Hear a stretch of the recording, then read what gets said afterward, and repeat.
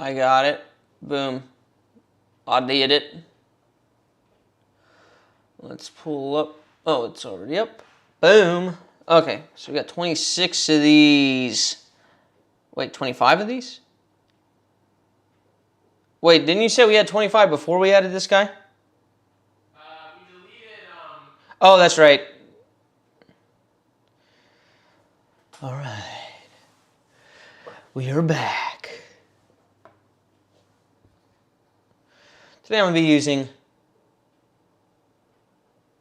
the Aura Pathfinder. We've got these in Aura and Ethereal. Not very many left, actually. So if you're looking for one of these, go ahead and grab them sooner rather than later.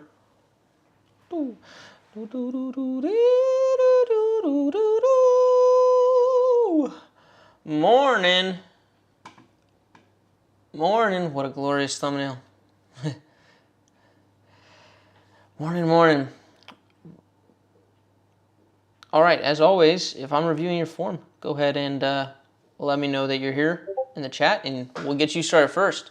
How do we get our form critiqued? Well, in the description here, you will find our Patreon $15 tier. Allows you to submit a form review per month. So the next form review is going to be on the 31st, maybe? Let me see the days. I'm just 30th. It's the 30th of this month. So between now and then, you would get set up. Dude, you have so many Discord notifications, Mikey. Dakota's got it. He put it in the other one. Yeah. Let me see. Oh. Acha. He put it in that other you beat him to general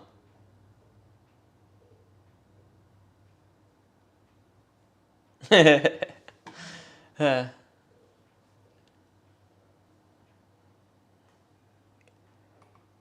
Okay. Which tab am I trying to go to? All right. Who's here?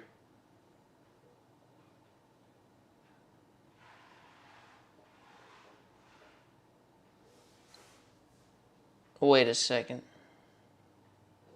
Adept.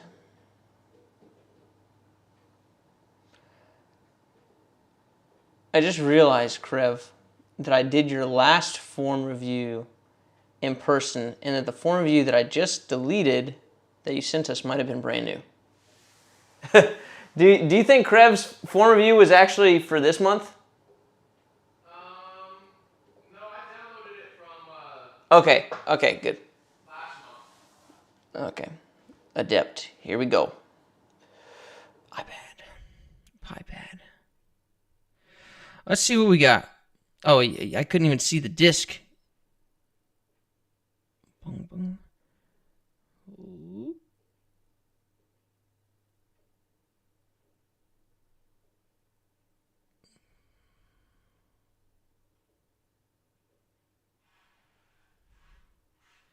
Does this happen to be one of those? Nope. Mm.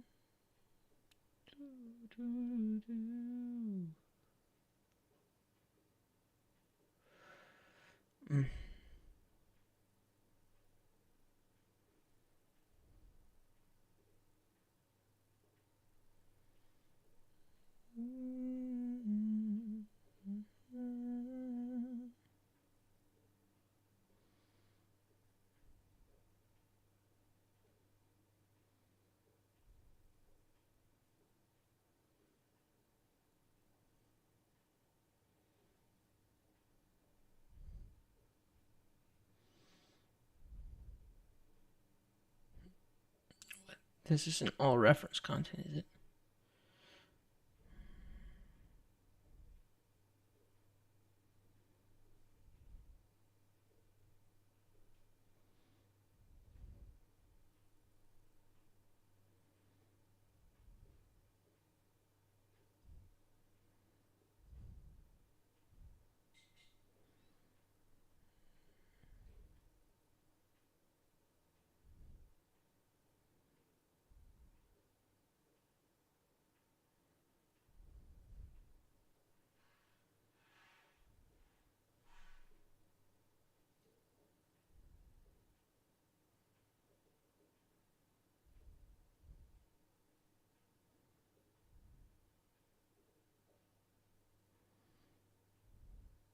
So hard to tell from this view.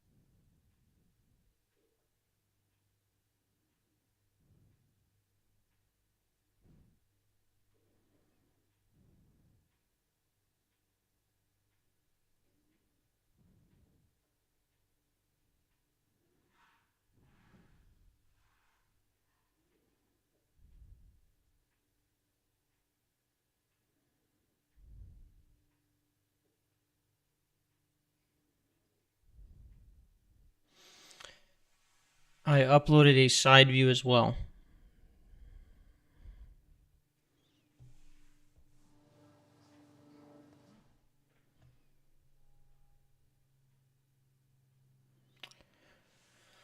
I don't have access to that. Mikey, I need to get somebody's side view video from your email. What's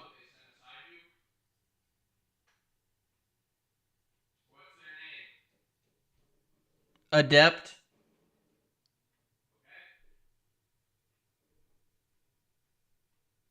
Okay. I'm on it.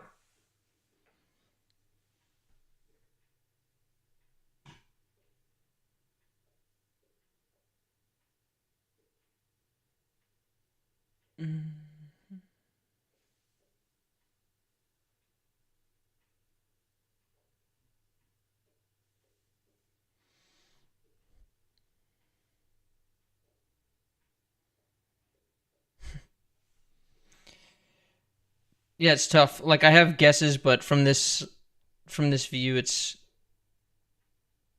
like tough to tell where everything is. Like how forward in the pocket is or not is.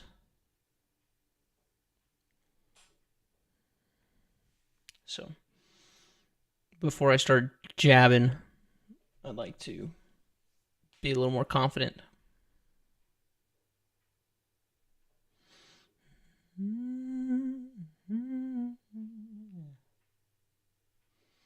YouTube's telling me that I should insert an ad right now. You guys want that?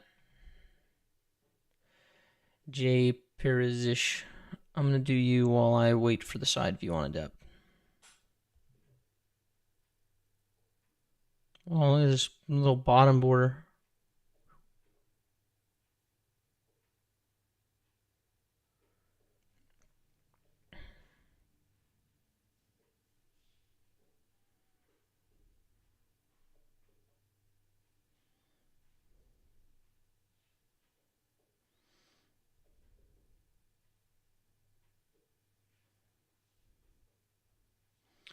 Yeah, I was a little concerned about like how flared out the wrist is here. Flared out like this way. And whether we'd be able to get it curled in the pocket in time. But you're kind of bouncing out of your right pec here.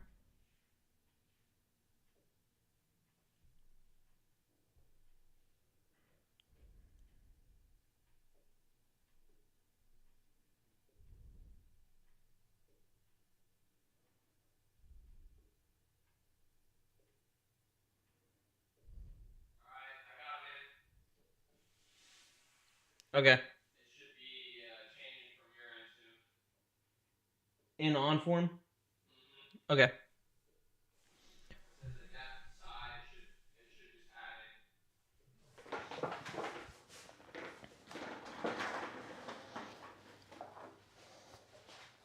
So I'd spend some time working on how your right and left arm get in. One, I'd stop having this like outward curl with the wrist back here to where it has to like bounce back in, and just have it neutral or even like a little bit curled here. I'm gonna actually show as a righty now, but neutral or a little bit curled. And then your left hand's gonna get, you want it in the pocket here, like mid, you want it to get all the way to mid chest with your hand on the back of the disc. And that needs to happen, your arms need to be tight at the same time. Right now your left arm's not getting all the way in tight, and you're not getting, sorry, your right arm's not getting all the way in tight, and your left's not getting in tight enough either. So both of these need to go forward for a little bit longer and get tight for a little bit longer. So it should look like this. Tight at the same time. Here. Like that. And I mean, that's exactly how you practice it, is just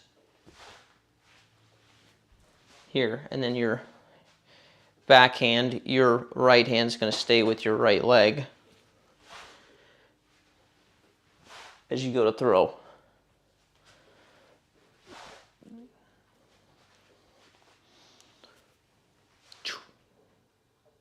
So tight together. Get this left hand in tighter. If it's out, or sorry, your right hand in tighter. If it's out here, obviously this is just drag.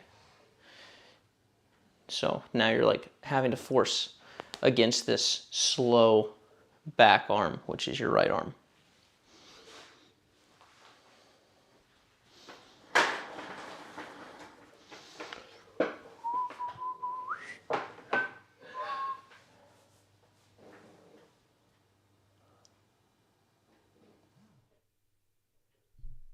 Yeah, brother.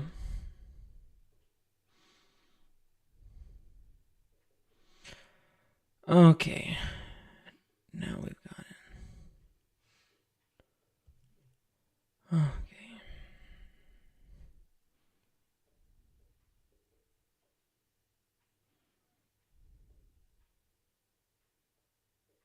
Yes. Okay. Yeah, I was wondering about this kind of shrug here.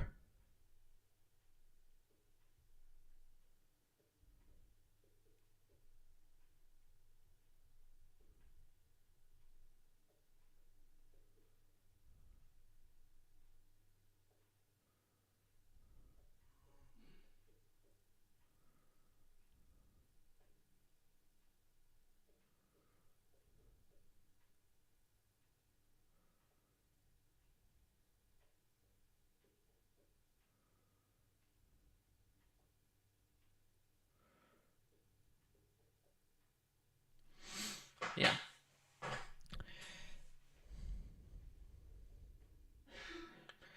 So the body is like sliding too forward.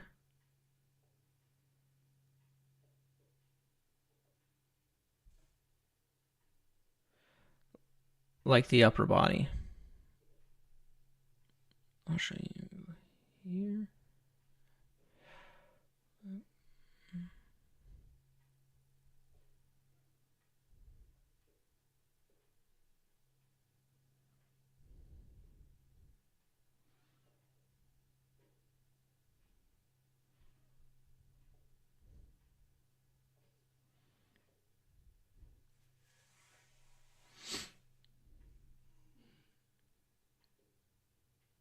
So you see how the shoulders are squared up above the hips here?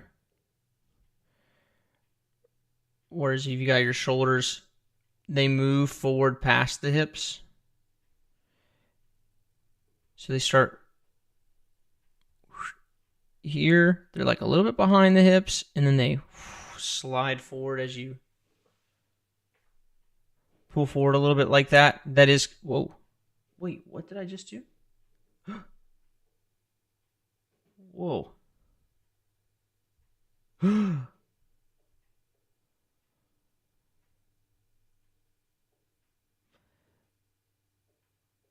dotted circle. What am I going to use this for? Oh!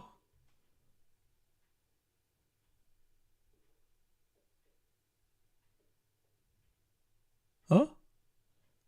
Wow. Look at this.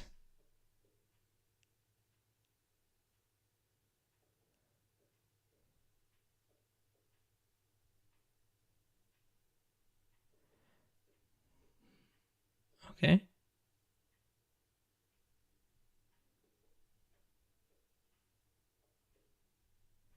Can I only do one set of dotted circles at a time? Oh, okay.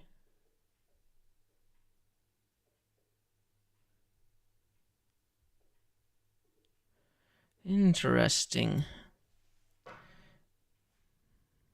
I've never seen that tool before.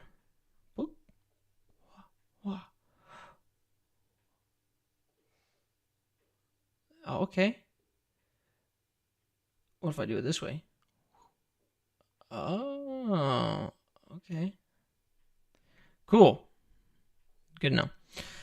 So, anyways. Yeah, this is kind of a product of brace, like you mentioned.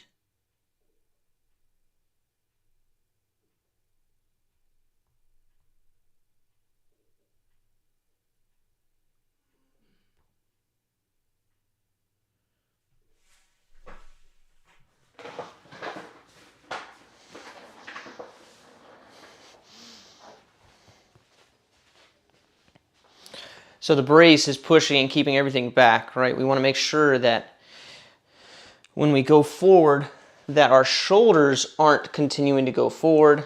The faster you go, the harder this is to accomplish.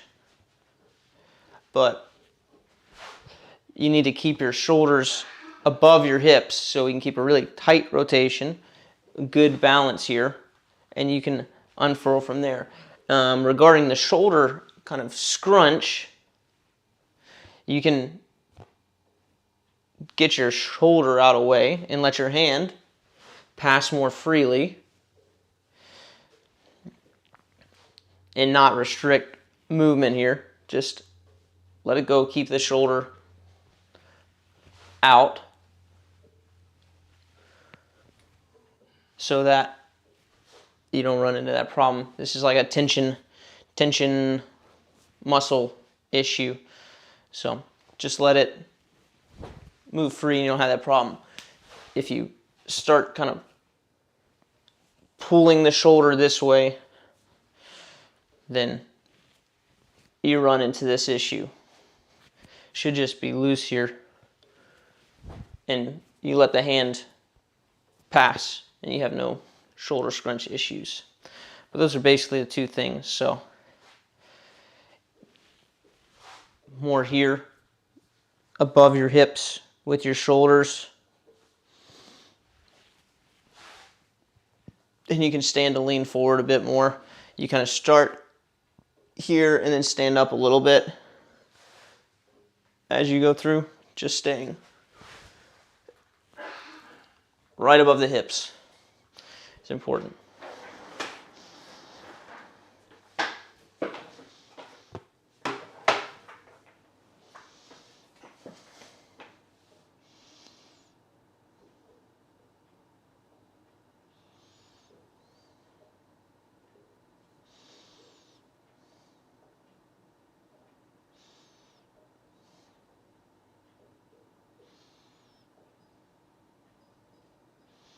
Yeah, let this elbow continue going forward. Don't restrict this movement here.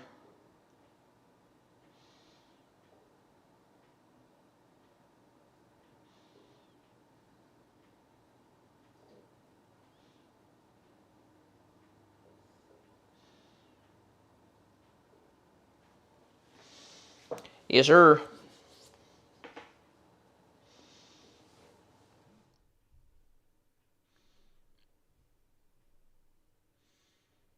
Okay, so Rick's here.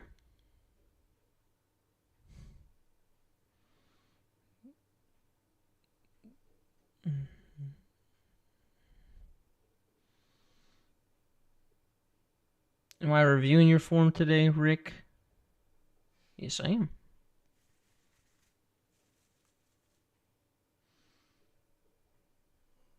Oh, I was going to say, is the hair gone?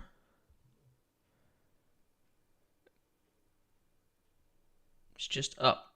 Maybe it's a little shorter. You know.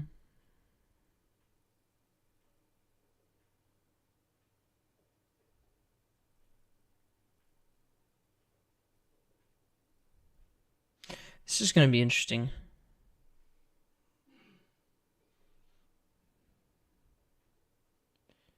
It's kind of setting yourself up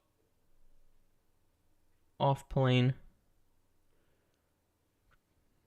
Stay balanced.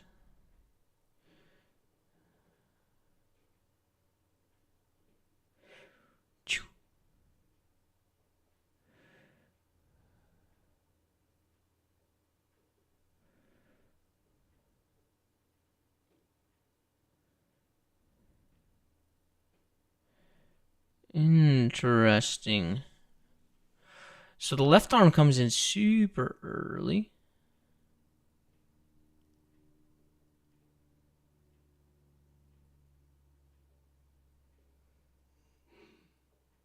And then moves back.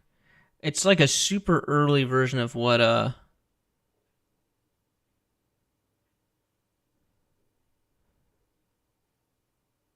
Drew does.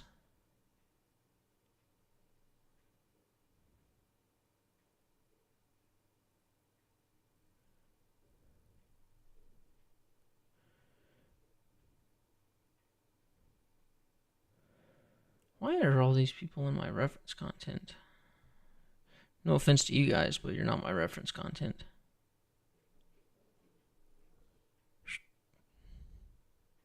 Oh my goodness, I'm back to the arrows again.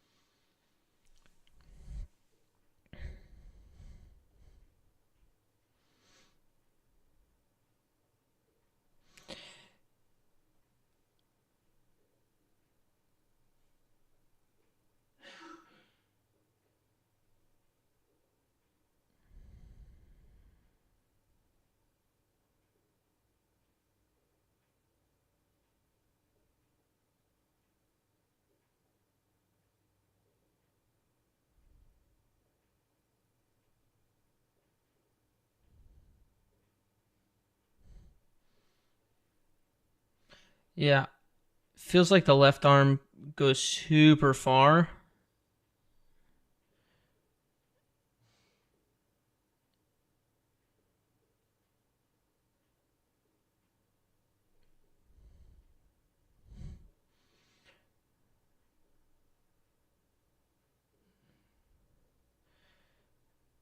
And early.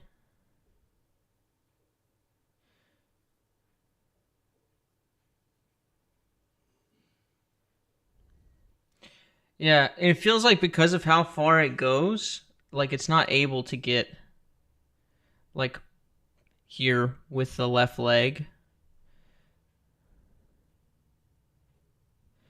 So the thing with the left arm is it needs to get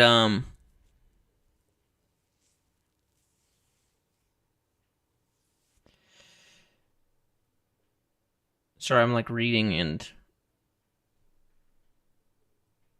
thinking at the same time. Am I allowed to do that?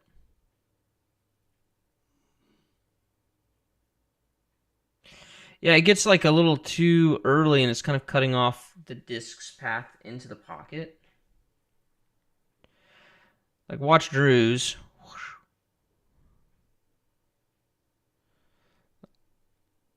like his disc doesn't need to change path really to get into the pocket. Yours, you see at this point where it's got to like flip up and then down because your left arm's like almost in the way of it reaching the pocket.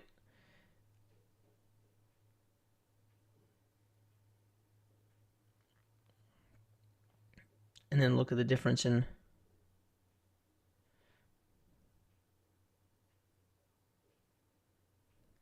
left hand. You see how his left is kind of like with his left foot.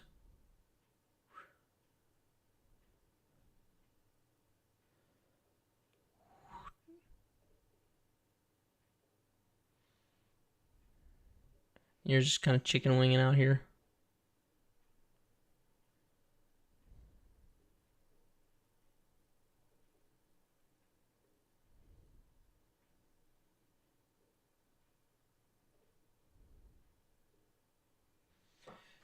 Yeah, so in other words, I think you're trying to do a little too much.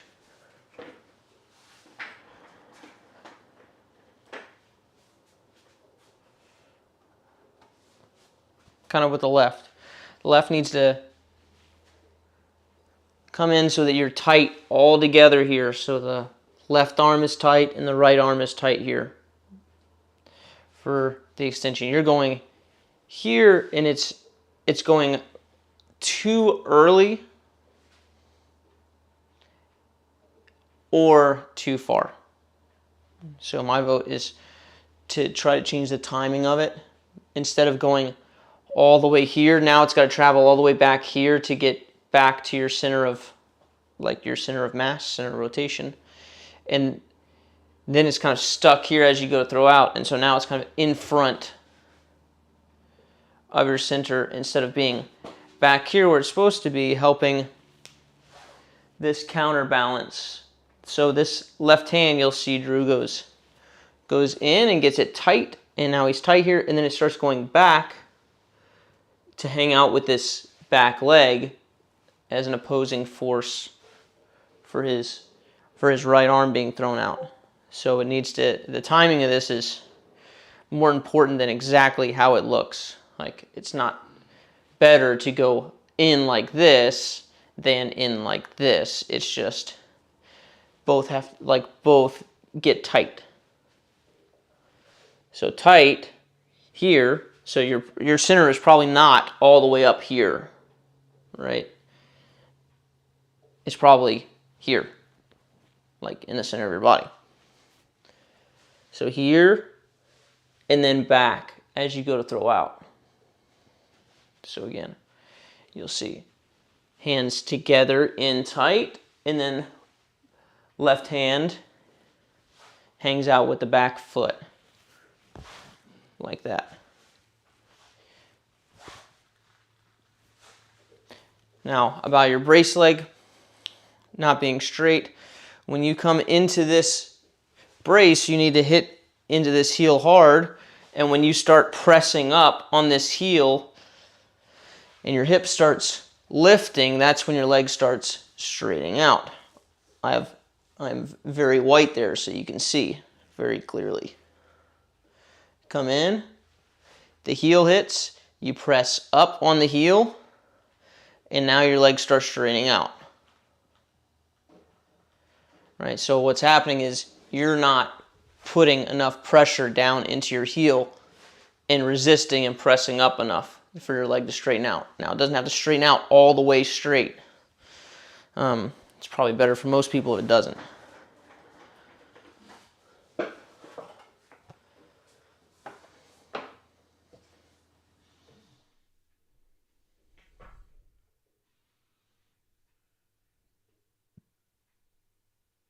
Mm-hmm.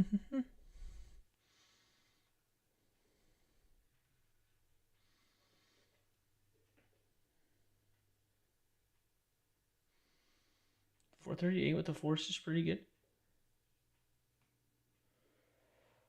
Okay.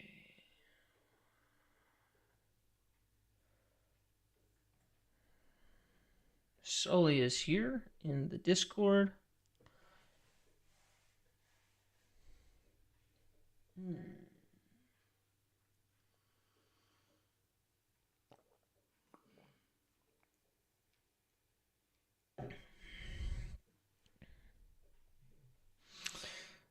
yes. What is this? Is this a paint project on the other side? Is this a dye job? It was white and then they dyed with brown swirl. It's a...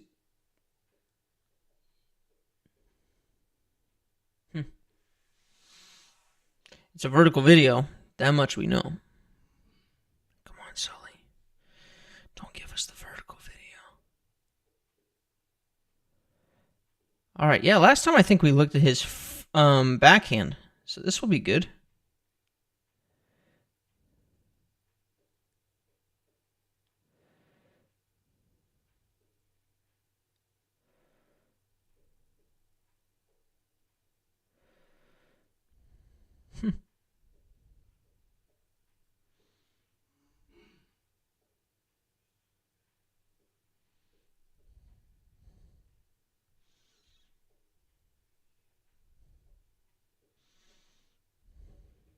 Hmm?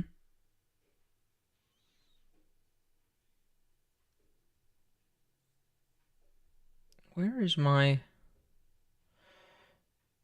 This needs to be in my reference content. Where's the back view?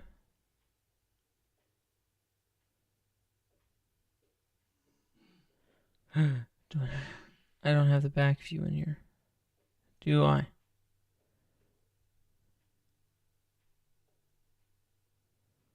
I don't think I do.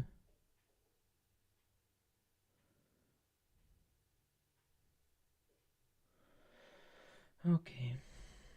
Well, there's that.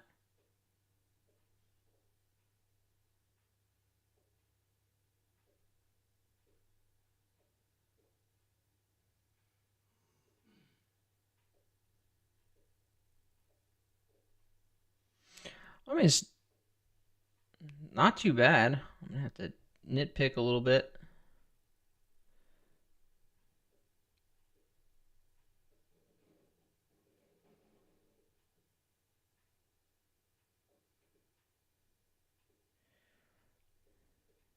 Off arm coming across. Let's see. Yeah, hip moving first here.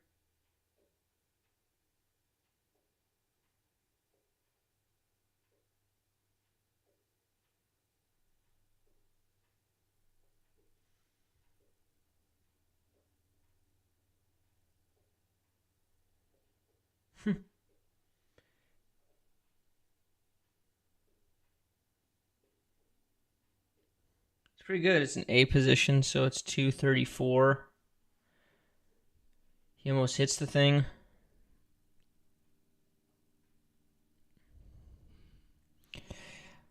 Yeah, like with most kids, I don't really have a lot to say here.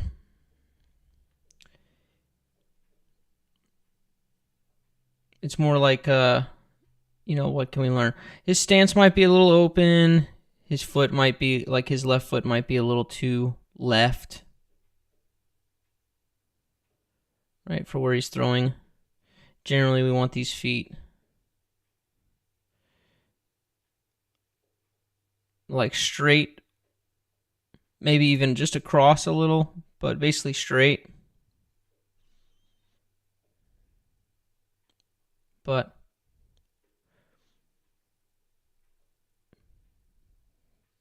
not really much to it. His hip, he's getting good hip to,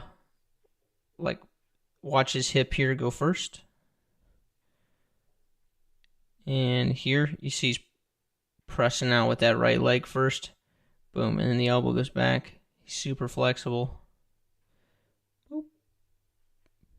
So, a side view is good. What we want to see is that, from the side view, what we want to see is that he's got his, this is the analyzer.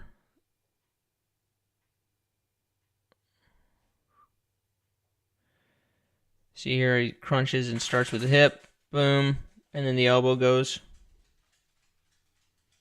So, I really don't have anything to say. Just make sure that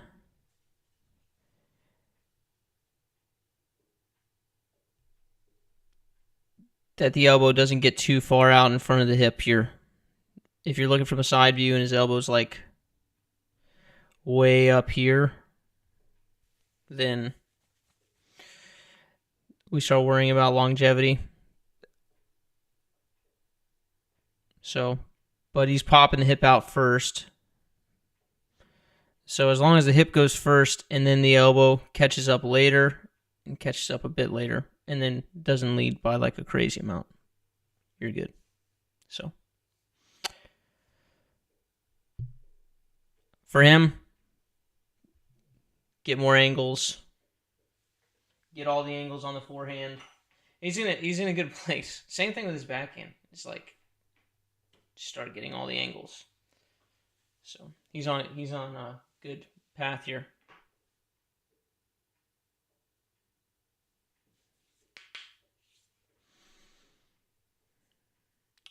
Most adults wish they were on that path where it's like, oh, you practice this more, then you'll be all right.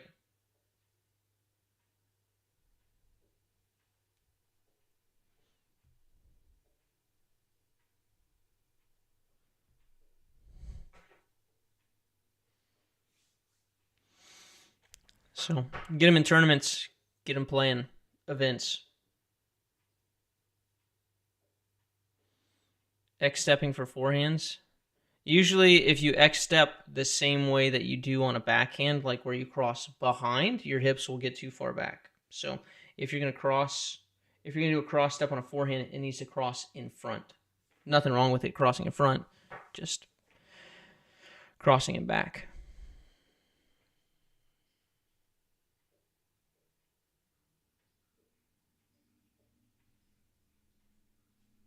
Who else is here?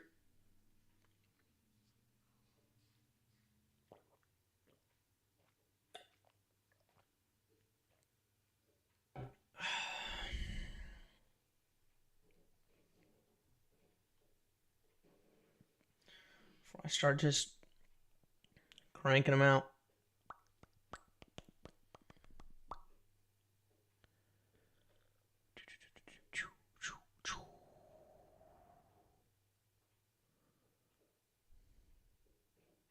Ah, yes.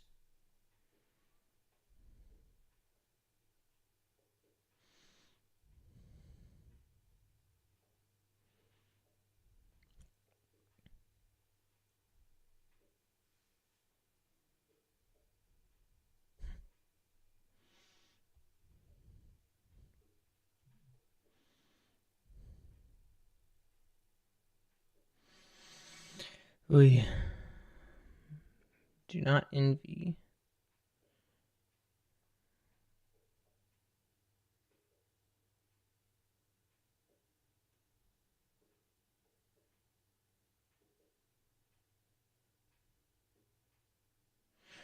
Wow.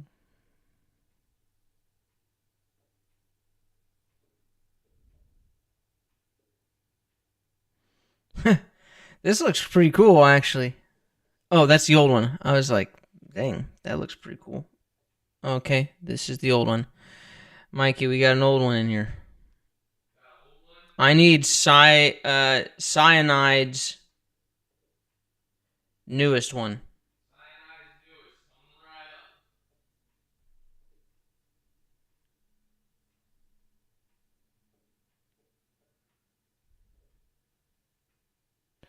Can you speak to changes one may have to make as one gets into the 50s and starts to lose flexibility? Well, Cyanide's the one that I'm not supposed to use. Is that the one in the snow? correct. Okay, that's the latest one that he sent with Dua Lipa. Oh, okay. Well, cyanide, that's the one that you sent us.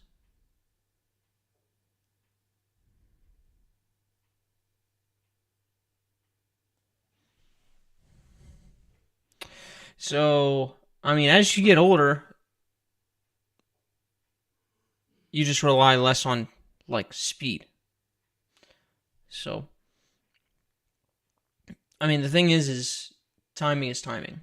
You've got to know that as you get older, or if you're less flexible, your timing just has to be better. So,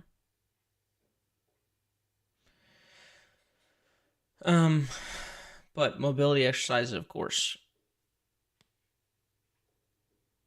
lighter discs.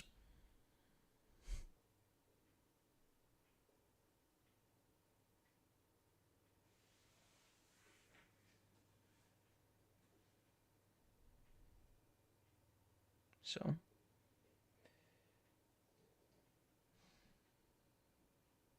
yeah, it's like in tennis, you've got these massively heavy rackets that the pros use. I remember my old boss, who's a very good tennis player, and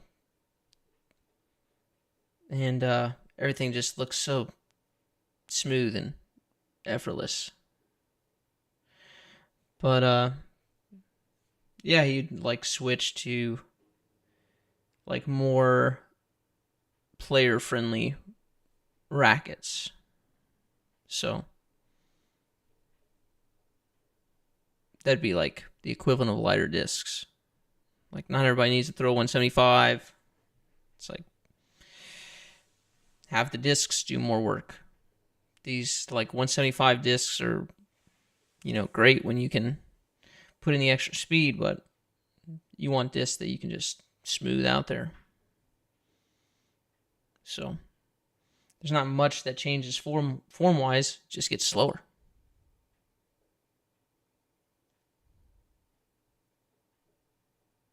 Oh, okay. Jojet. Let's see. What is your username? Tight hips are just nagging injuries for basically everyone. Sit in chairs all day. If you're not doing mobility stuff, it's like no shocker that your hips are tight. We forget that we need to like stretch and stuff. Oh, Freebird. Here you are. And then side 9 will have his stuff up.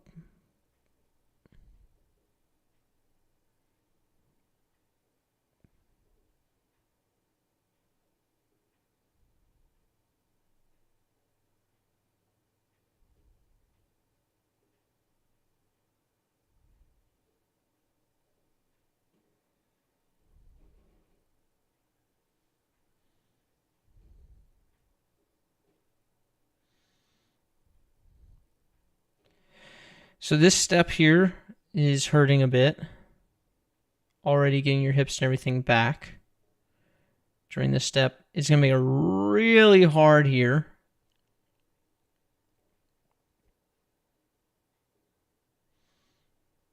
To not round, basically. And to get the disc moving through the pocket properly.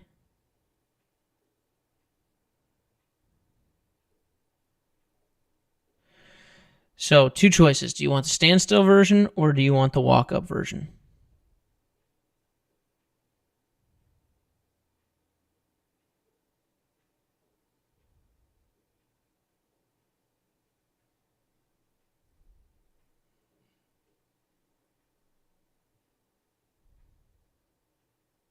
Okay.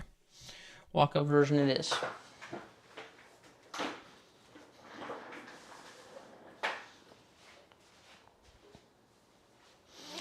So our walk-up, I would start just side on here and go with a little 3-step.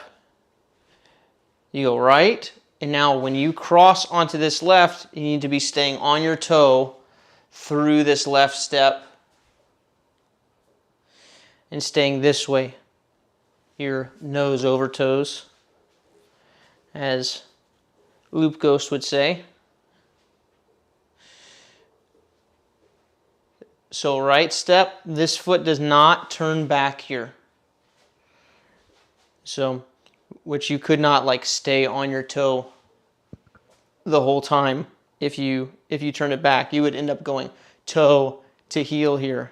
Sorry, let me try to get this foot out of the way. So you go toe and then you'd go heel. Right, so instead it needs to be here, your hip and your shoulder still facing this way. Come through here, toe. Right here. Needs to stay on the toe. And then the job of this left foot here is to pull this left hip back during this step. So it gets this left hip pulled this way, like that, during this step, still on the toe. But you've got to make sure that this left foot, the inside of the foot here, is pointing more forward here instead of twisting here. Delay this twist until after the weight's on the left foot. That just takes work.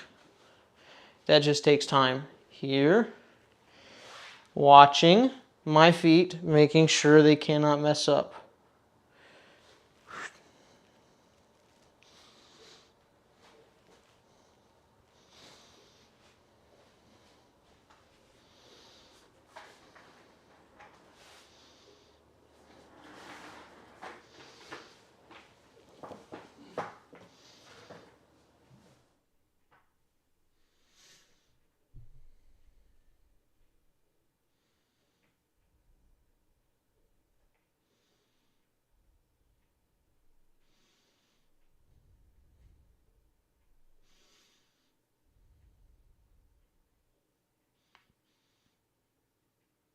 All right, Cyanide sent his in again.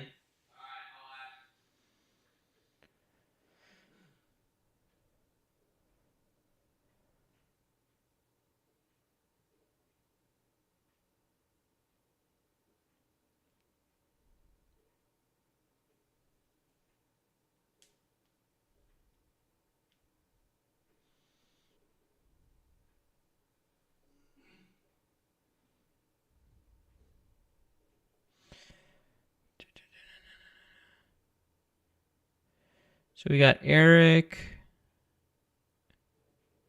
and then we've got John, and we've got Cyanide. Okay, Eric, let's go. And then we'll do Cyanide, then we'll do John, and then... Oh, we got lots of people here.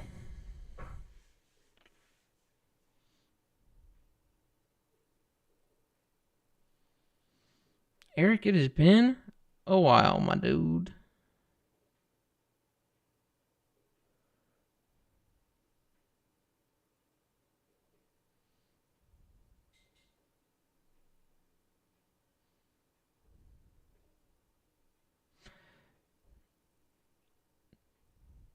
Yeah, this is similar.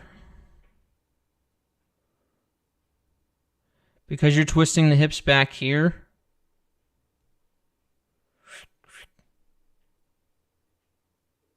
You're opening here. And you're like your weight's too back towards your heels. See this toe coming up here?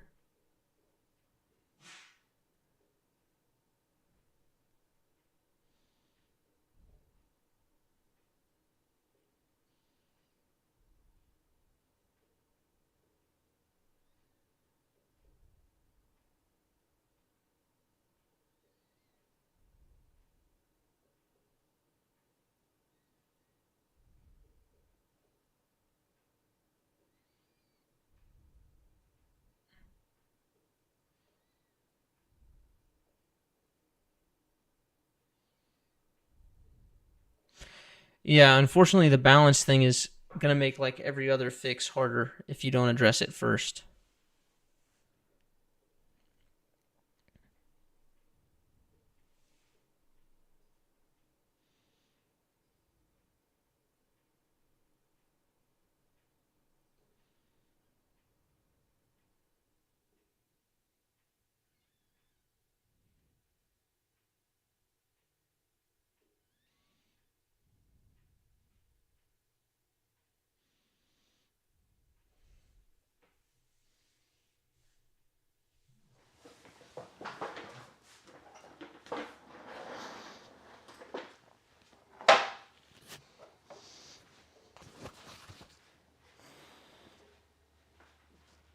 So your two like back here. And it's causing all these other issues, like you're having to change like plane of your throw because your body's changing. So now you've got this scoop. It's all like tied to this same balance thing where it's going to be impossible to fix without fixing the balance portion of it. So you need to go through your walk up like bent over and get everything towards the toes and just get your like arm kind of on plane with your chest here. Now it doesn't have to perfectly be like this, but right now you're like this in the backswing, right? So you need to get, if you're standing up straight, basically your shoulders and your forearm are going to be parallel as you go. So bent over, toes,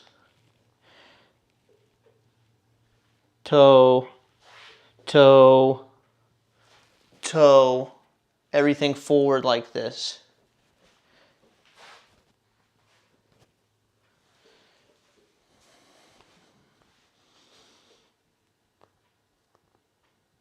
Bent at the waist, weight towards the toes,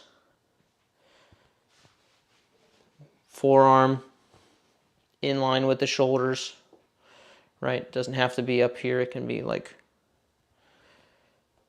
sternum height.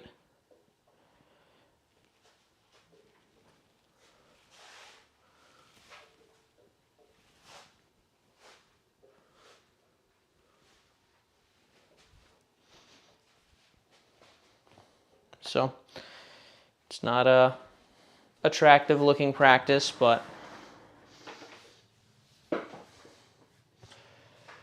you just drill it out like that. I'm getting more distance, clearing 300 foot for the first time, but want more. What's next? This is it. This is the next. Being able to throw from a bent over plane, it's going to let you get the disc further in the pocket. So you're kind of bouncing out of the left side here.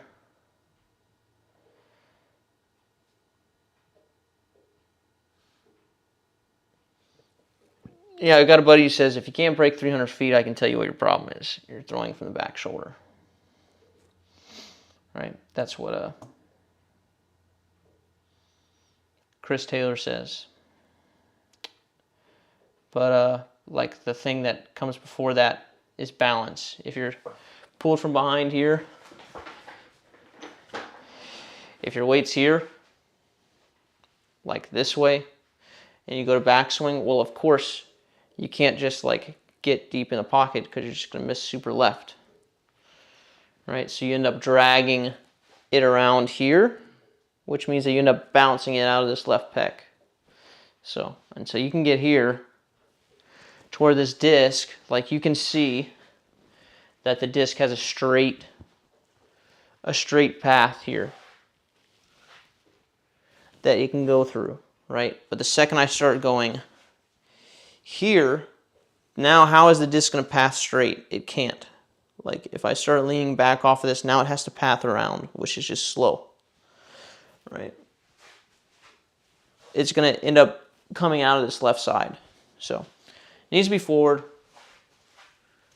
so it has room to path here. You've got to bend forward, get on that tilt. Video don't lie. You are correct.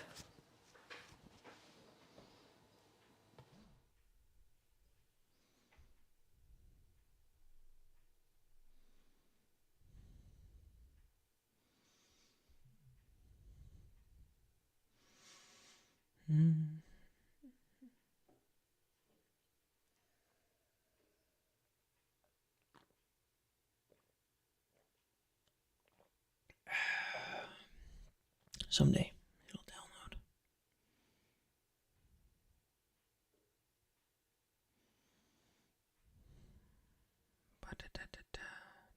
Here we go.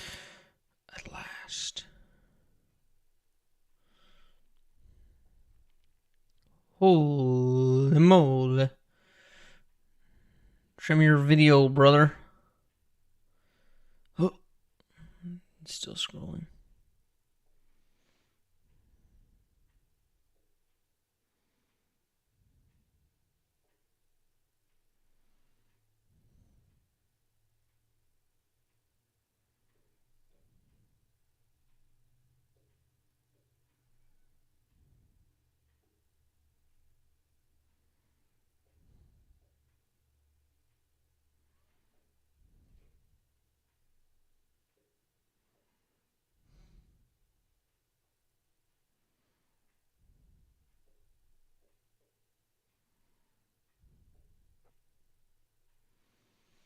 That's probably too deep.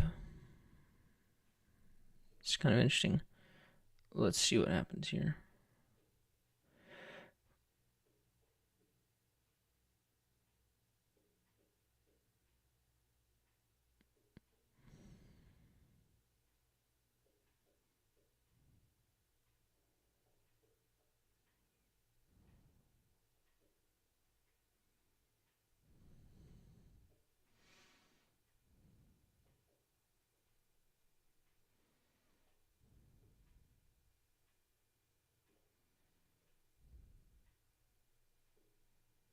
Mm-hmm.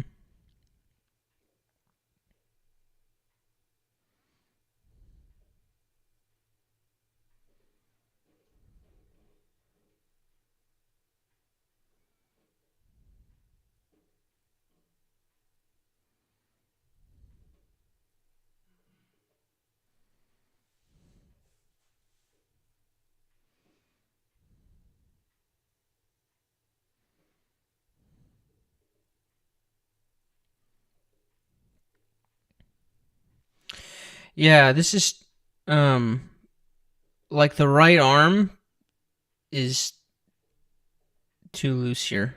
Like you're just getting like your right arm is just getting stuck. It's like plastered. So when this left arm comes in, the right arm needs to be pulling in as well. Like you need to be tucking both of these arms at the same time.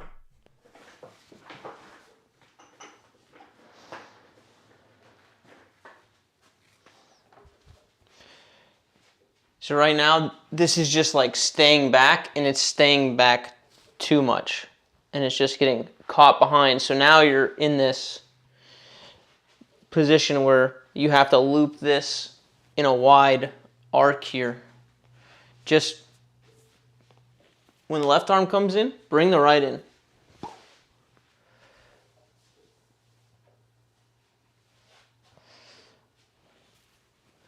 Yeah, bring this arm in. Get this elbow moving forward. When this arm comes tight, this arm needs to be tight here, right? So memorize this position here. Don't be so late on the right arm that it's stuck behind your left arm and stuck coming out of your left pec.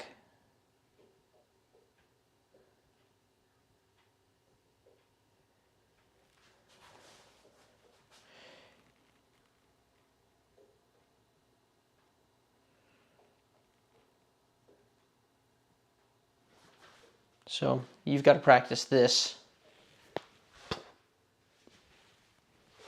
here.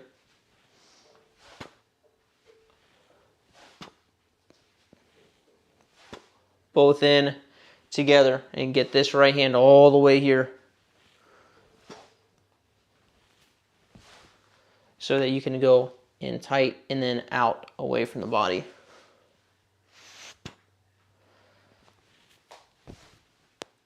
Instead of around. We don't want around. We want forward and through like that. Can I help you understand why your hand flips on a reach back?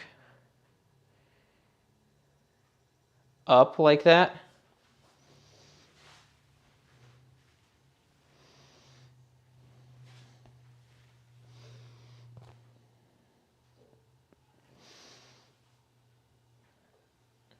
I mean, I can't really tell you.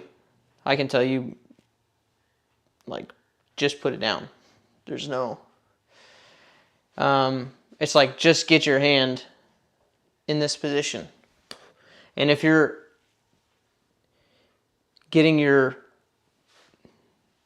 If you're swinging your right arm in like this, actively, it's not just going to, like, do its own thing. Right? So, just bring it in with it down. I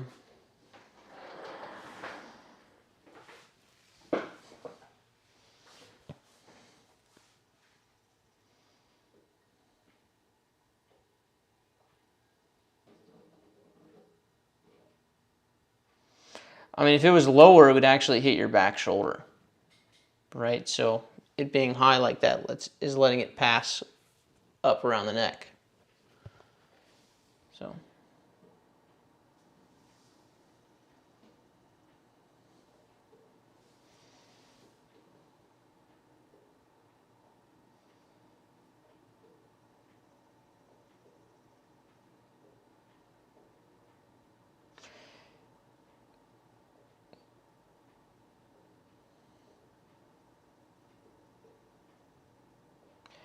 Yeah, I mean, why it happens doesn't really matter in this case.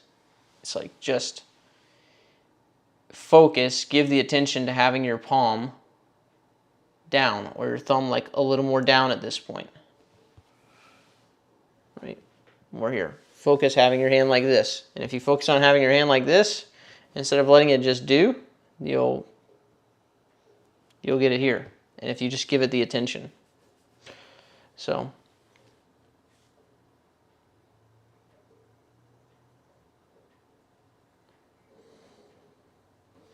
it's like when, like, sometimes you don't have to think about, like, why stuff happens.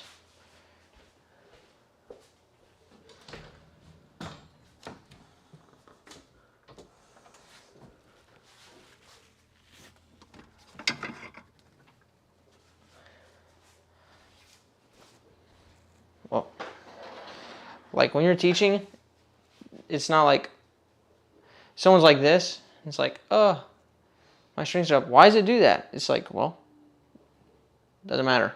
Just get it down. Just have your palm down, right? Same thing here. It's like, we don't need to overanalyze why that's happening.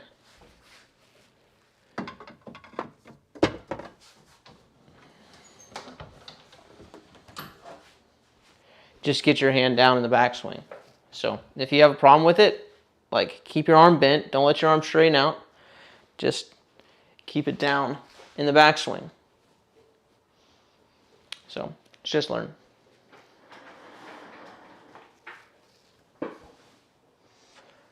No, it won't hit absurdly nose up if you have your palm down. It'll flip. It'll flip back over, most likely. So.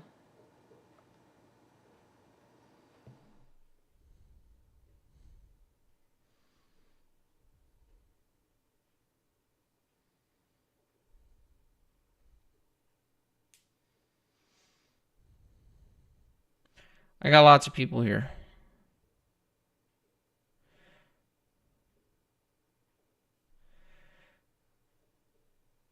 We're going to do this.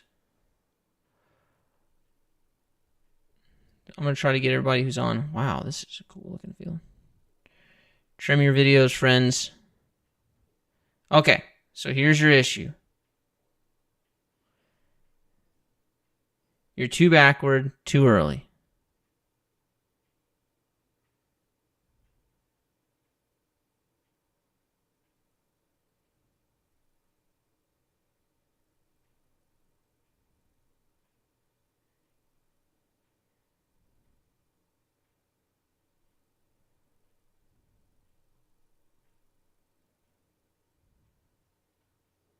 So 2 options. Option 1, eliminate the walk up and learn to just throw standstill for a little bit. Just start here where your feet are staggered a little bit for a standstill. and just learn to throw from here. And what you'll focus on first is just getting your hand deep in pocket and then unfurling.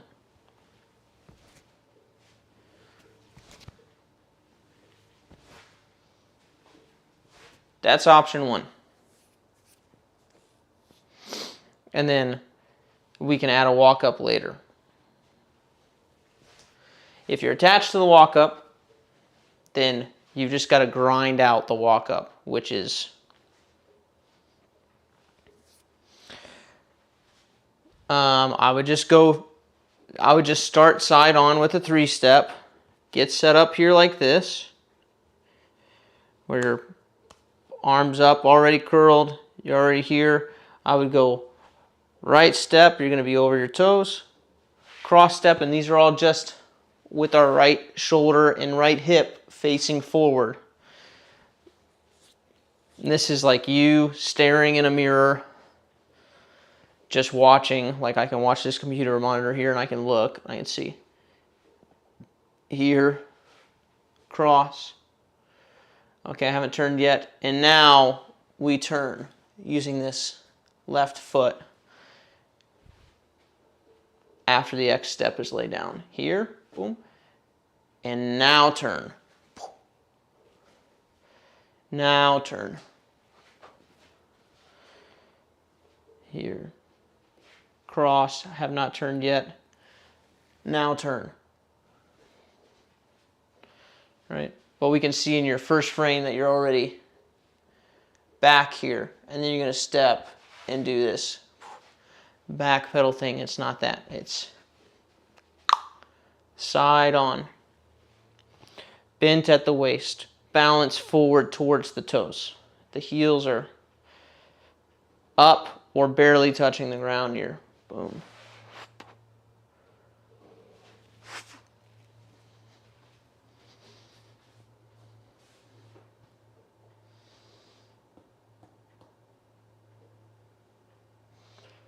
Should there be any...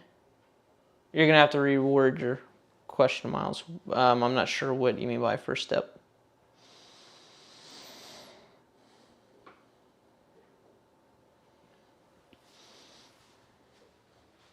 Yeah, this is a walk-up deal here.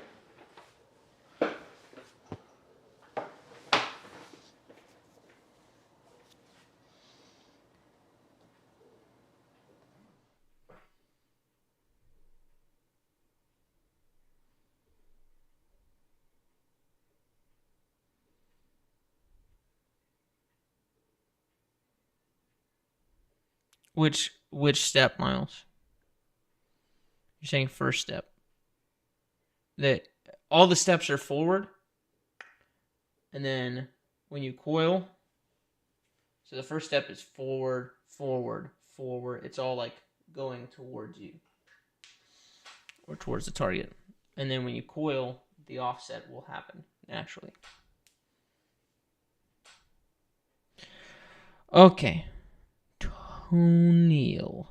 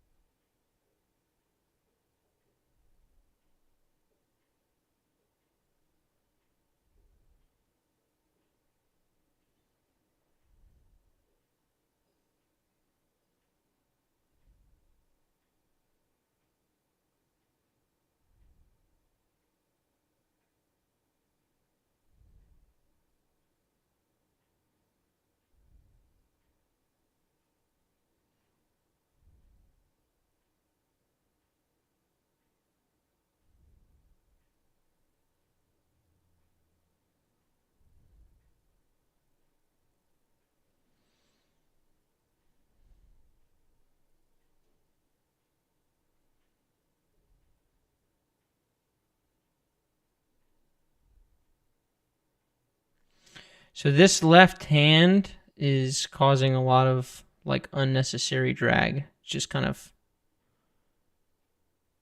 chilling back here.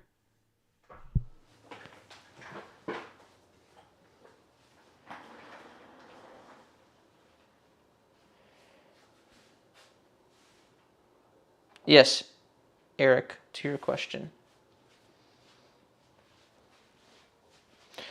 Okay, so let me just recap the walk-up before I get into yours, Toniel. The walk-up is straightforward. Boom, boom, boom. These are all steps towards you. Towards you. Now this step is towards you, but I'm going to turn, so it's going to offset. All right, so towards you, towards you, towards you, towards you, towards you, with the flare, like with a turn. Okay, hope that answers it.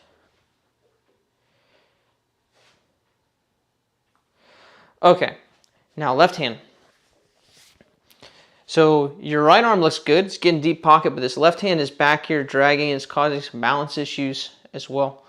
So what we're looking for is that back here. Now your left hand needs to come in tight with your right arm. So work on moving them together. Work on moving them in sync here. Imagine like those people who go like this and they have their hand on their disc on the way back and then they come in. Right, they're kind of correct because they'll go. Right. Both hands go back, both hands come in, and now the left hand's going to hang out with the left leg. So it goes back, in, and now left hand with left leg. And since this left leg's this way, out here, counteracting the arm going out, it's on the opposite side. The left hand hangs out with it as a counter weight, counterbalance. Right. So since it's out here right now, it's actually slowing you down and dragging a bit. So just have both come in together. So it comes in tight, and then it hangs around with this back foot, and you kind of get this kind of move where the foot and the hand are going back together. So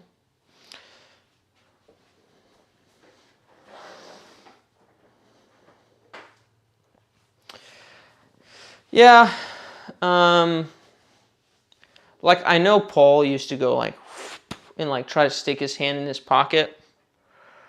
It's probably better to just try to get the moves synced up together instead of thinking about like restricting the left hand. Like right now his left arm he's holding back, right? So that's not what we want. So we need it to come in together and just in. So it's just better, I think, to practice the move itself, right? In, out, in.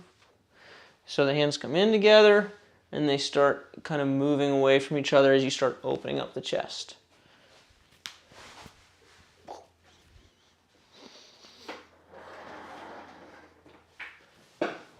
I don't have an exact answer to that, Eric, but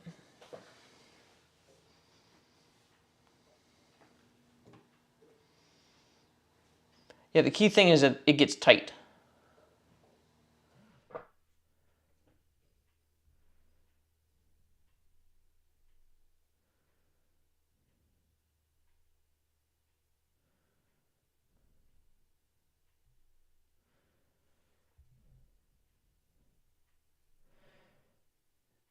Here it comes, boom. Both arms moving forward, and now the left is tight. And you see he's keeping it tight here, and then it kind of goes and is hanging back with the left leg as the hands kind of move away from each other, and then the opening.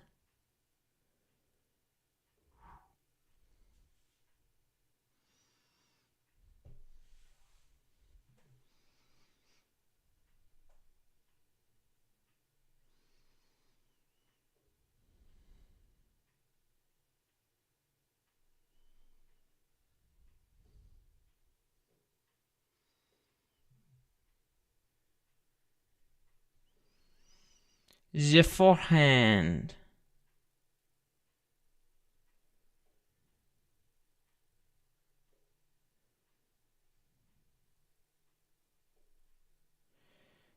Goes with the hop.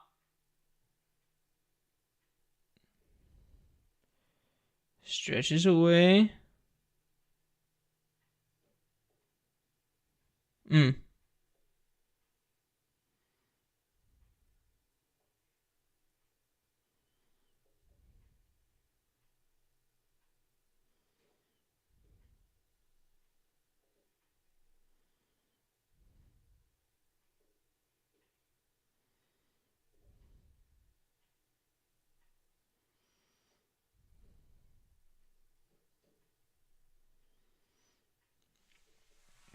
So this carving motion right here that you're doing with the arm is going to cause some nose angle issues, and the arm's getting out way in front of the hip here, which is a bit concerning for health purposes.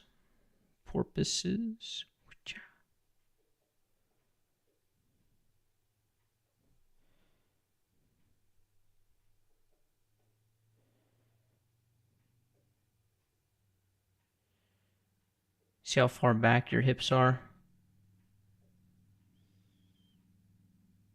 So, elbow, hip,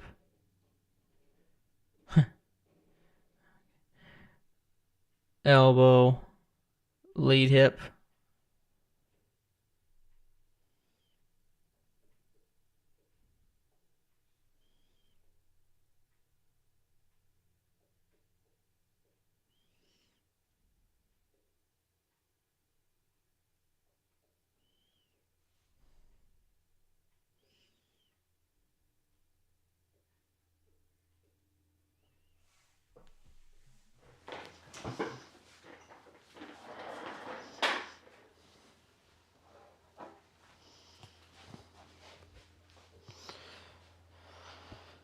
So when we stretch here on this final step, we're stretching away. You need to have way more hip move with your back hip. You either got to take a smaller step or you've got to do way more with your back hip.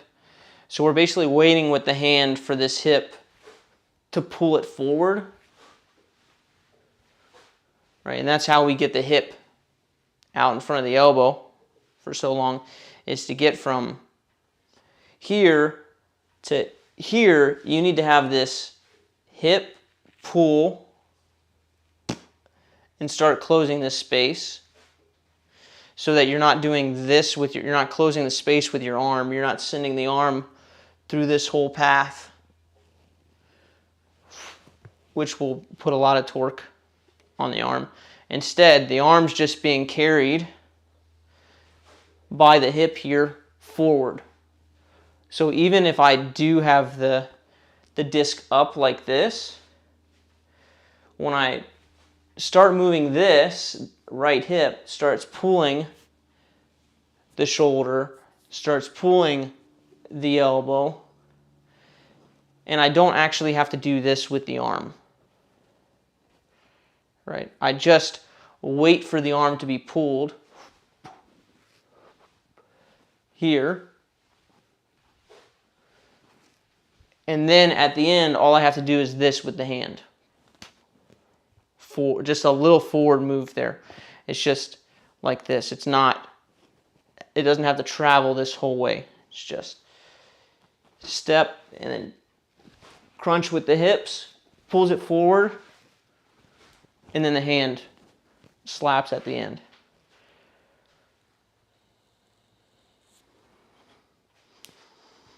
So it's, I would say, try to just have your arm here, kind of already in this slot, in this lane here, and then leave it and don't do anything with it, and try to just use the lower body and have just a minimal hit with the hand Like do way less than you think you need to with the arm. And then as you want to throw further and further, it's a larger step and more of an aggressive move with this lower body to pull the arm faster, and then you snap against that.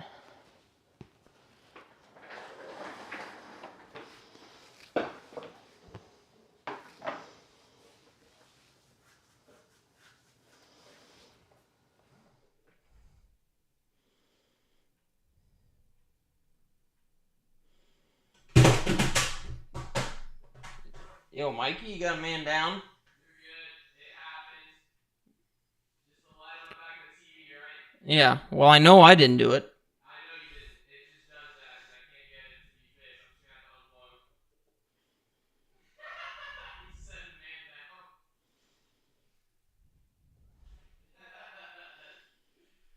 Josh, what have you done? What, me? Would I review a thumber? Yeah. I don't know what to do with this thing, bro. Hey, I'll just use it as a key light for your feet. How about that? That's it. That's its purpose. New stream coming soon.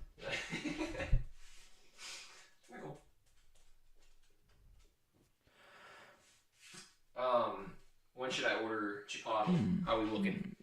Oh, we're looking Ooh, it's good. gonna We be a got bit. 15. It's gonna be a bit. All right, cool. I mean, it just depends on how many technical difficulties there are and how many. How many lights fall off? No. We only got one light left. Just survive the light. All right, I won't bug you anymore. You can order it whenever you want. All right, I'm gonna do that.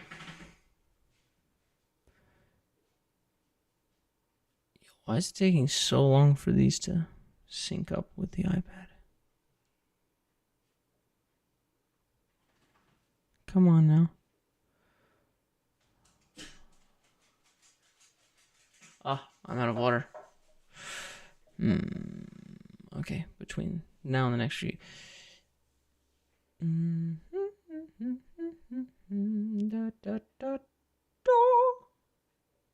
on. It's right there. Yeah. Ah, there we go. Oh. Well, it's a super long video. That's why.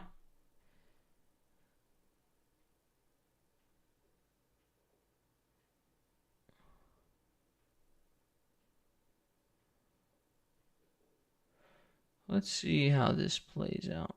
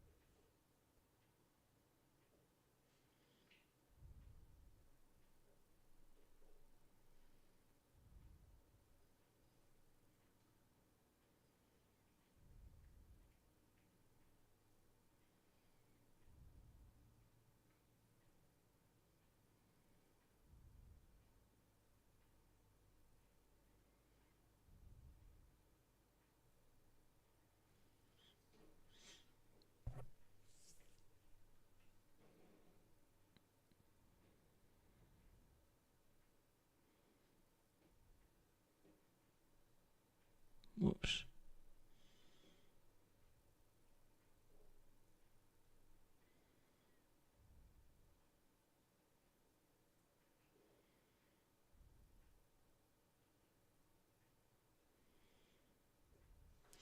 Okay.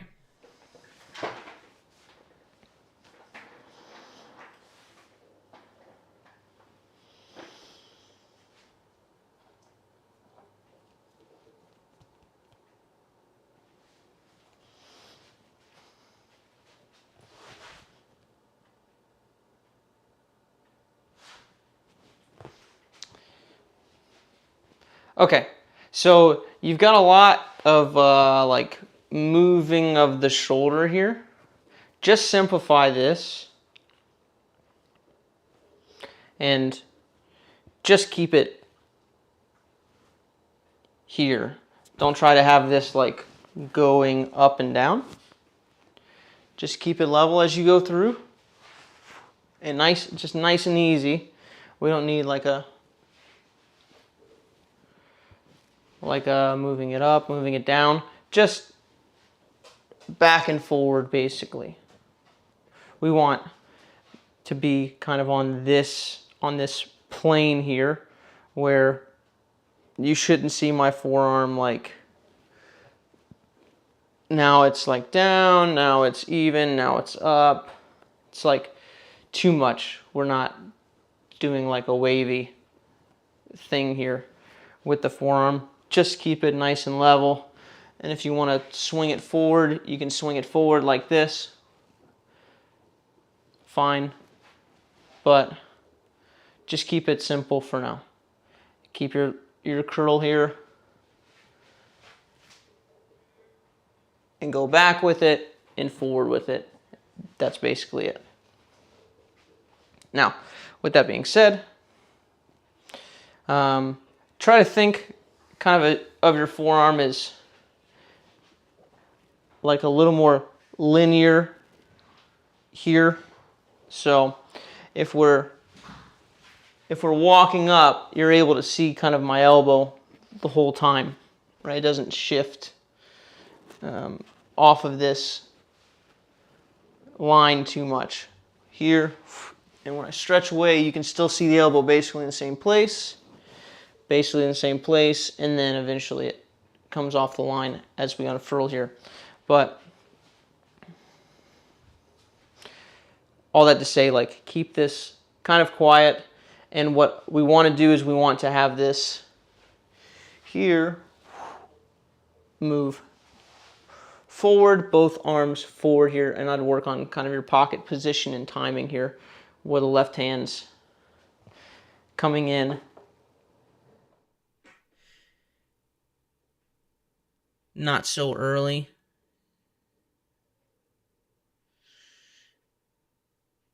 And bringing around. See how this, it's like your left arm's going here and bringing your shoulders around. So you're like a little late to the party with your right arm. This right arm needs to slide in. This right elbow needs to slide forward in front of this back shoulder. So it's got to get here before it gets trapped by this back shoulder, because that's going to start pulling this elbow all the way around here. This is why I started on this train of thought in the first place with the elbow. It's like this has got to get through kind of its track before this shoulder starts pushing it out and away.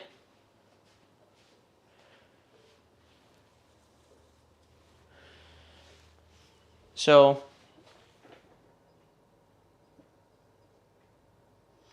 just keep, when you hear people say like lead with the elbow, like this is the idea.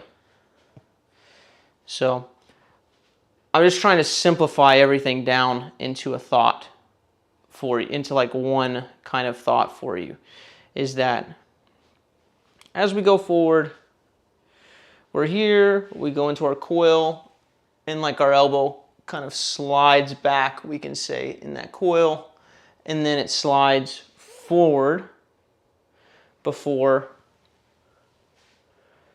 this shoulder gets in the way. All right, so both your problems can kind of be wrapped into one swing thought of just, let me just keep the elbow kind of linear here and let it slide forward ahead of the back shoulder.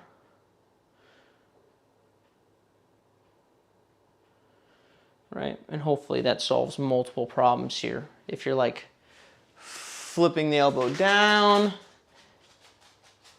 Like that's not sliding kind of in this straight track. It doesn't need to go up or down or none of that. It's just like here.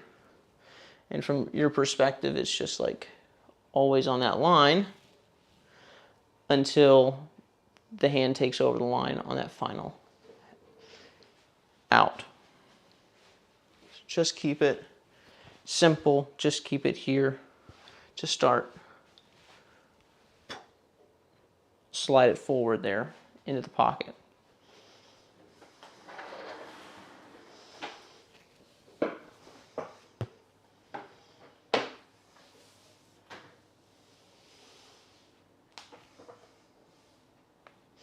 I didn't know you hopped off. I was surprised that you weren't saying anything, but yeah. I don't remember the timestamp, but it's just a couple back. I guess you found it.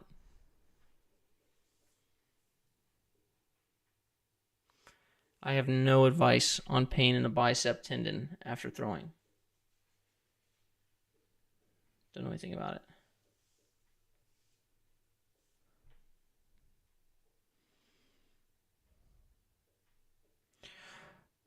Okay, who else is here? While you guys respond, I'm going to go to the bathroom. Enjoy this background.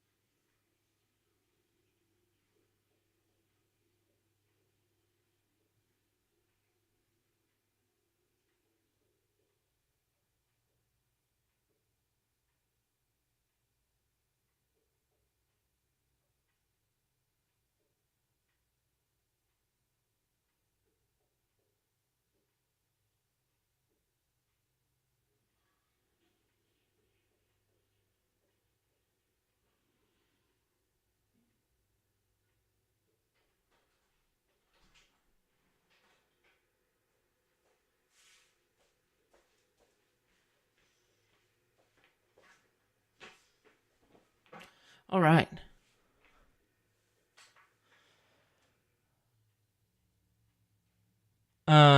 What advice would you give to a person who's never thrown a disc at all? Where should they start?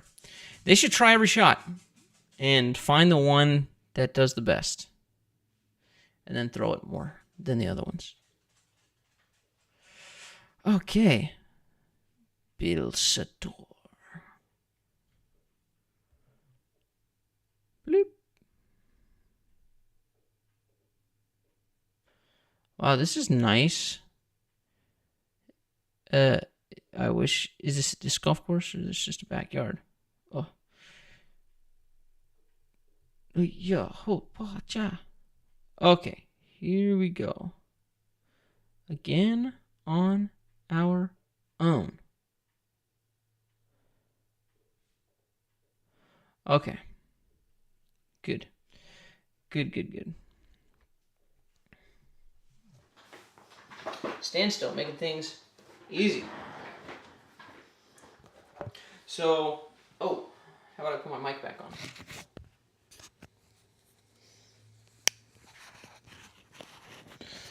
I don't want you guys to hear me going to the bathroom. I hope you appreciate that. Things I do for you guys, honestly. Okay. So this is great. You need to bend a little more at the waist in your setup. And we need to work on being curled here. So you can be curled in your backswing with your hand around, like more around the back of the disc. So if like forward is 12 o'clock on the disc, if I'm facing directly at you, this is 9. Let's put our hand about 8. So we have a little wrist spin in here. Notice I'm not saying all the way back here, right here. So we're here, we want this disc to basically curl into the body, and we end up curling up around this disc here what you're currently doing is the disc is outside of your body. So what I mean by that is the disc is like the outermost thing the whole time, and it's making this kind of rainbow here. What we want to do is we want to bring it in and get it nice and curled where it's more as this kind of happy face. So we curl it in here so that it can unfurl. And then we keep this kind of wrist bend here all the way into the hip where it curls around our grip and goes. So I would start even just like with your grip, putting this thing mid-chest and then grabbing around the back of it, that 8 o'clock position. And so we're just practicing getting curled in here and then this little uncurl at the end.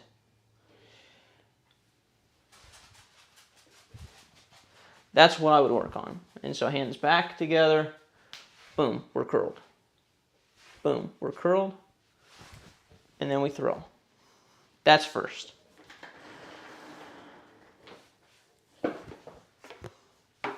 So, disc is between us and our arm for most of the time here. See how it's very out and wide here? We want it to come through. We want it to be on this side of the arm.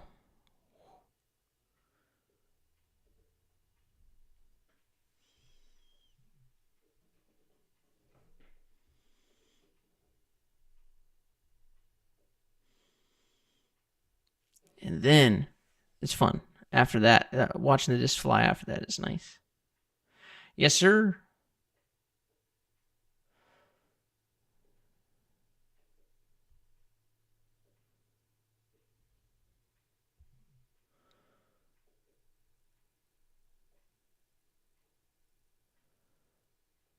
Go with a little 4-step.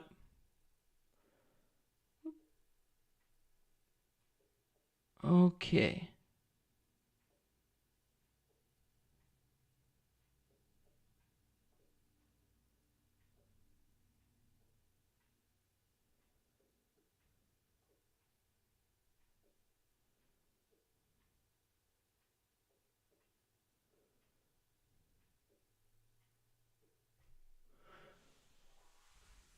This is the more mature version of your problem.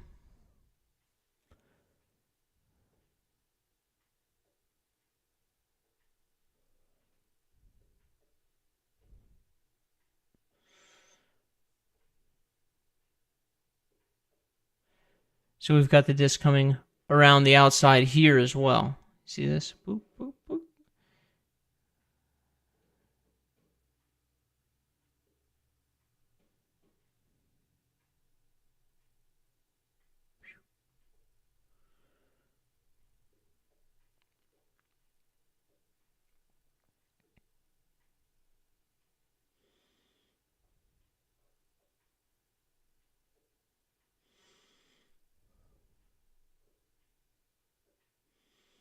Now I want to talk about this position here, where your hips are like already back here, and now they're uncoiling there during that step.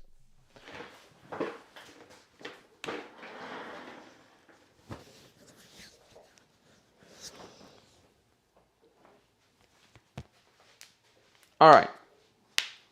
So during this moment here, make sure that you don't go here and sit kind of back into this chair early. You don't want to sit into this chair right here, because then it's going to cause you to open up. You want to wait one step later, stay here, and now we're on this left toe, and now this left foot starts turning this hip backwards. And now we can start kind of getting ready to get into that chair position. Here, coil, and then we can press up. So that's kind of the footwork problem So you're sitting into the chair here, right? And your body's here. And now I'm going to open. Don't do that. Stay on your toes. Stay over your toes here. Here. And now this left hip goes back. So that's first. Second,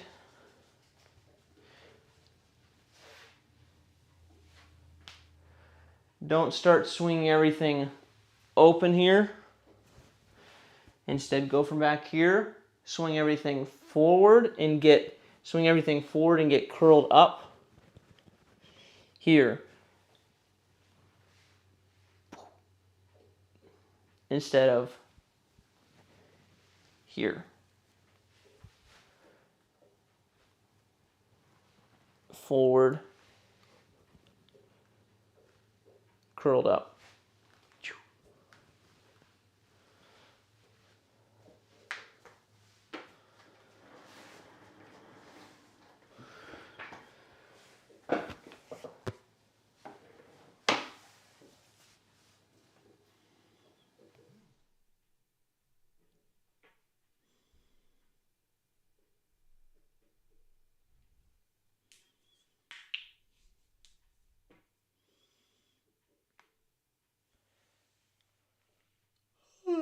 Hey.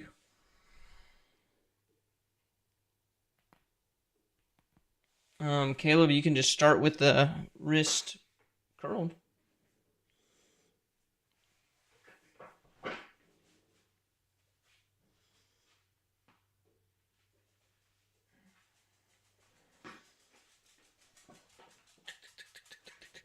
All right, who's here? Seems like it's time for me to start just putting timestamps in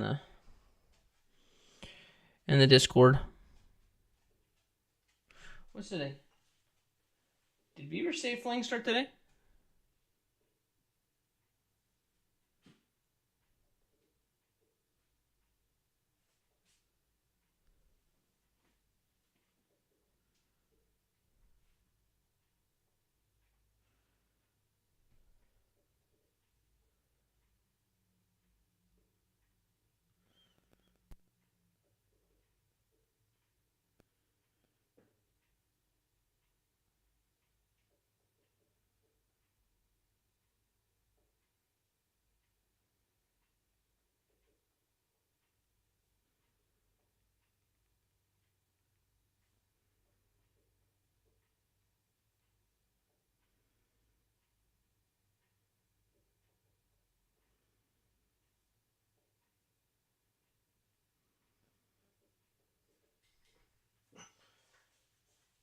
Oh, FP's going right now. Ooh. I need to be seeing. How's Holland doing?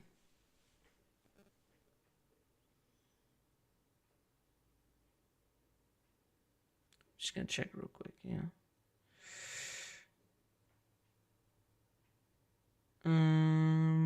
Beaver State Fling. FPO. Yes.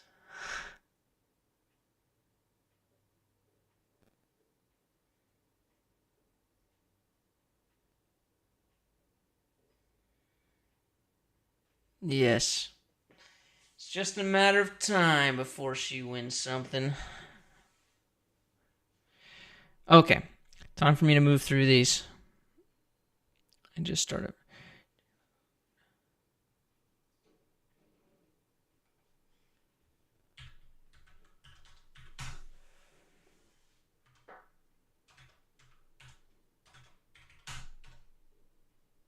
Okay.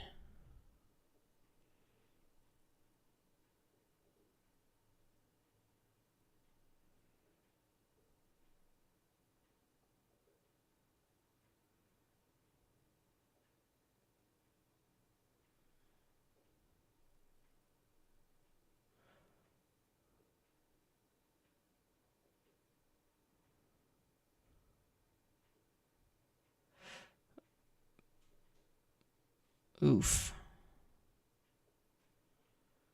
I guess Arby's will mess with you less.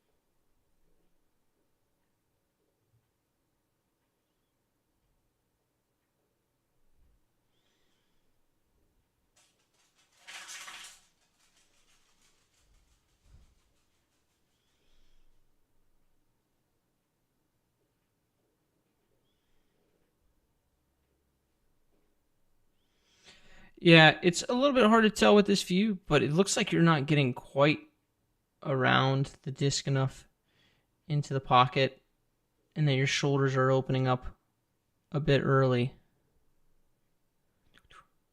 Let's go here.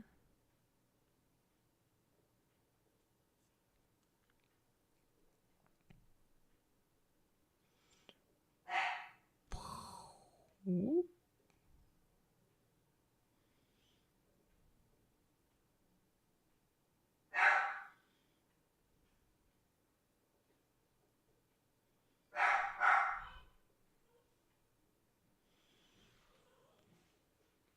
And then you're pressing out this front leg too late. Like the arm starts swinging too early in reference to the arm swing. See how he's already pressed this front hip before the disc is even gone. You're here. Doop, doop, doop, doop, doop. And then you finish.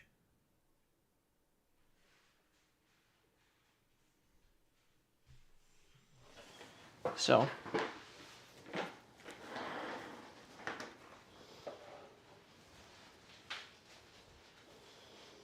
here, and press the front hip up before you swing through. Get this, stay tighter a little longer here.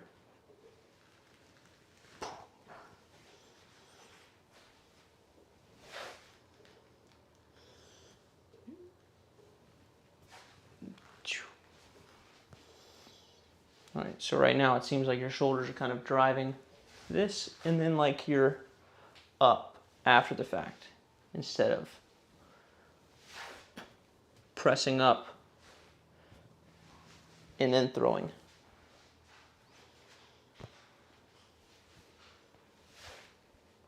So get all the weight driven into the heel and then throw.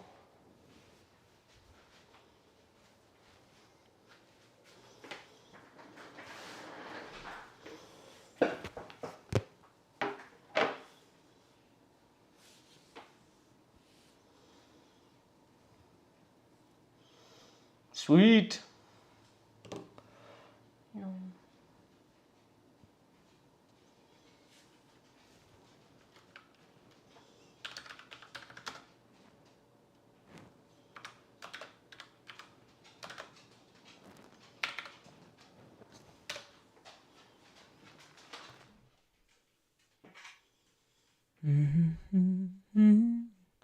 To your mama, 'cause you're all alone in the real world. Don't go crying to your mama, 'cause you're all alone in the real world.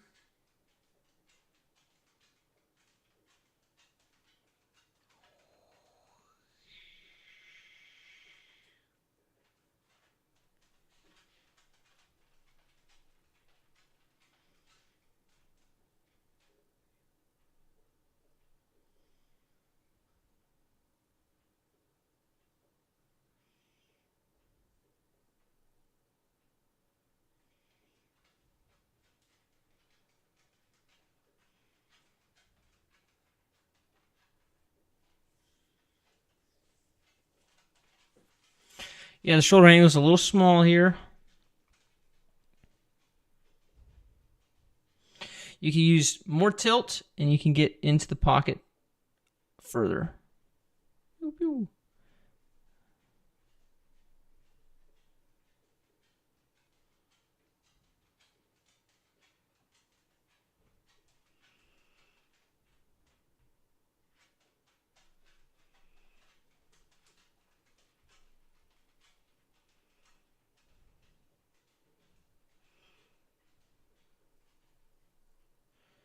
See how upright you are? Your shoulders are kind of level through here.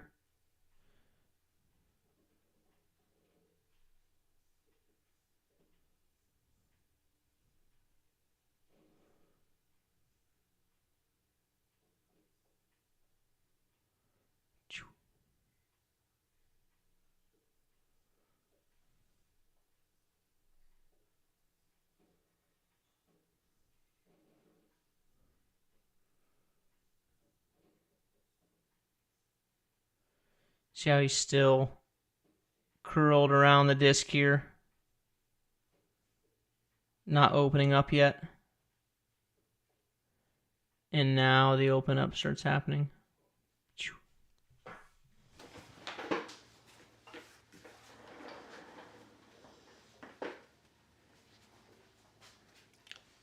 Yes, it can.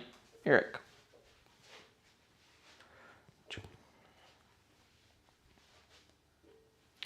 So you're here.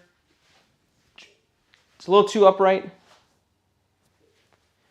Get over it here. So now you've got this nice waist bend, nice room for the disc to get nice and tight here, and then actually get tight all the way here before the arm starts going out.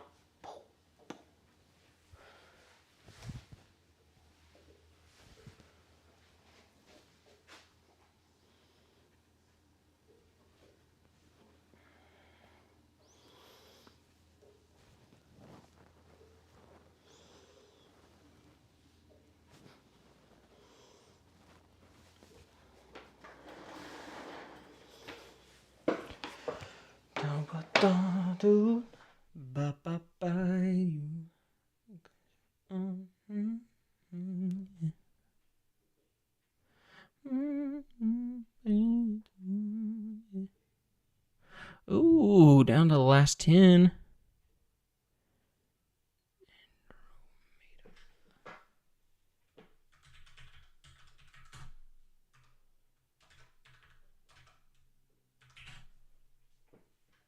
Yeah. He's a fast one. Let's check it out.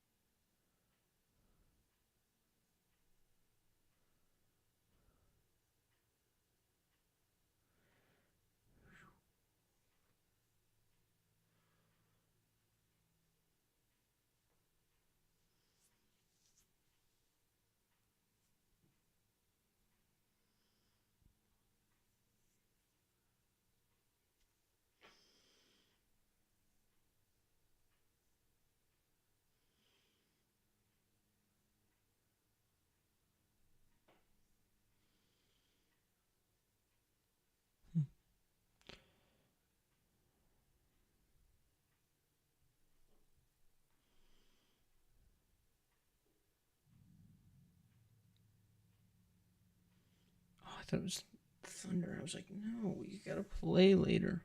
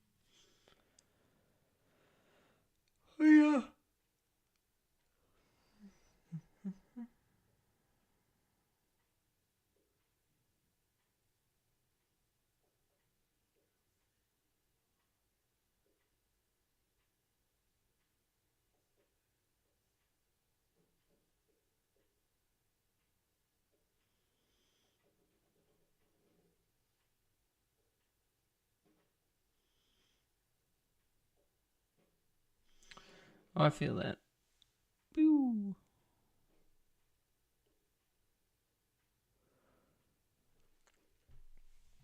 Yeah, I'd like to see a little more simplicity, a little more compactness on the swing. So you've got big, like, sprawled out, and this thing's like flipping up and going down, and I'd like to see something a lot smaller. Keep the hand on the disc for a little bit longer. Keep the, instead of here and kind of like leading with the head, just keep it simple, compact. Maybe have this left arm tucked a little more instead of like here. Just seems like a lot of superfluous movement.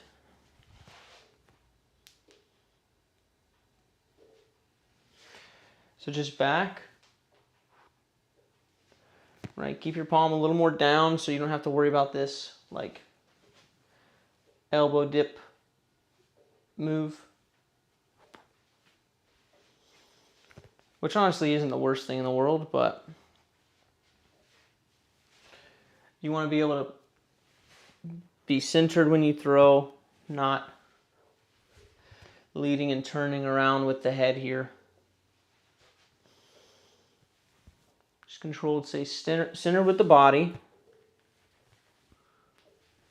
Get both hands coming in together in unison. You do a pretty good job of actually leading your left hand, pressing your left hand back with the back leg. I think it's just the timing's a little wonky because of how wide it is. So just get everything tight in this moment here. So your head's like cocked over here. And then, ooh. Kind of collapsed and tight with the shoulder.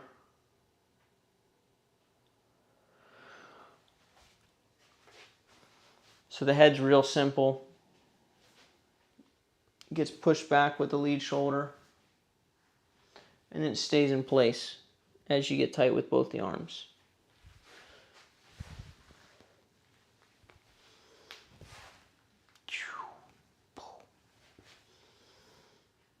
So I think doing less actually is going to help your timing out. Like, don't try to do so much with the arms back here and so much with the head here.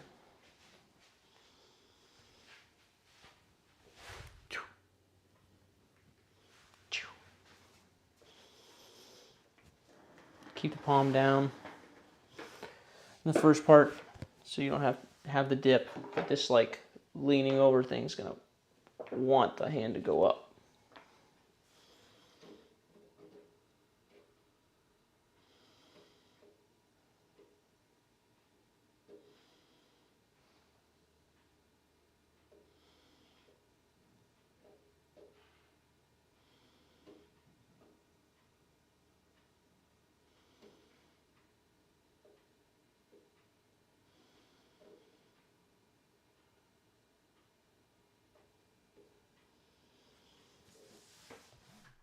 You probably throw decently far though, I would bet. Like probably above average.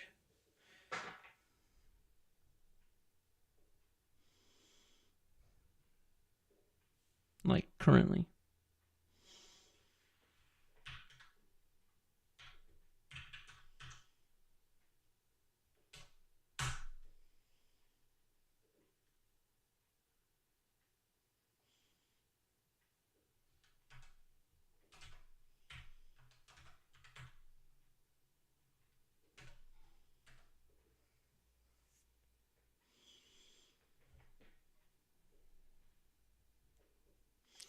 Need some water.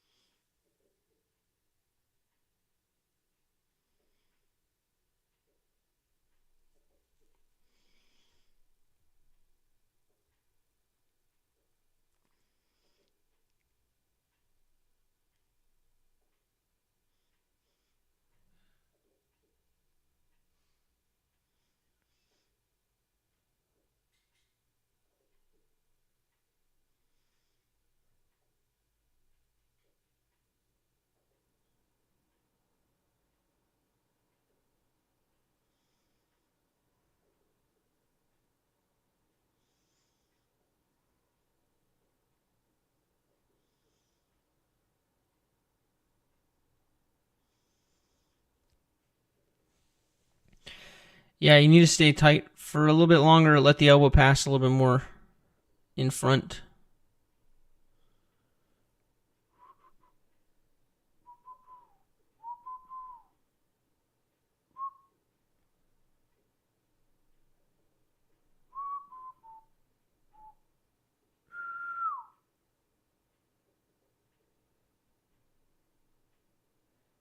See how your chest is already like squeaking forward?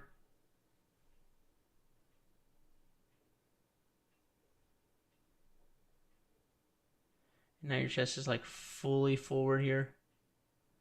Let's see what kind of angle we think this is.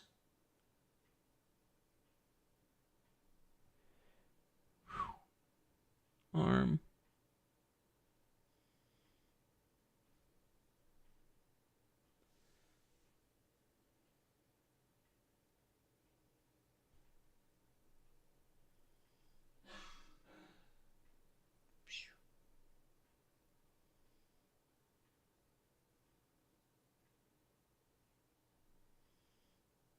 Same moment.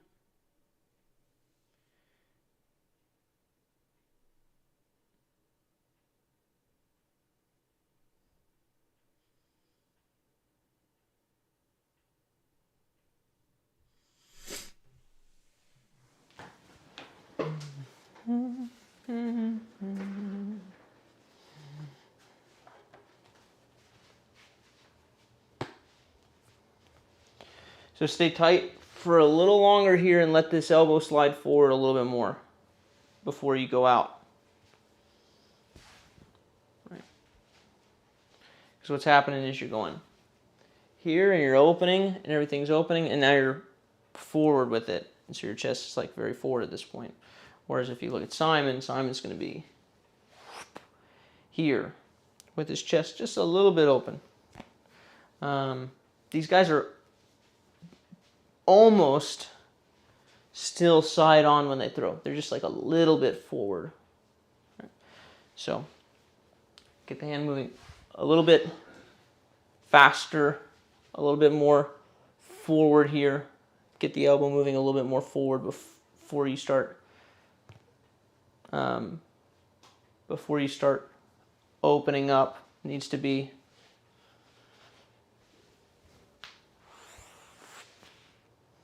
to where you're, if you want to give it like a degrees, most guys, and this isn't my stat, but most guys are 8 to 18 degrees open, right? So that's like barely open.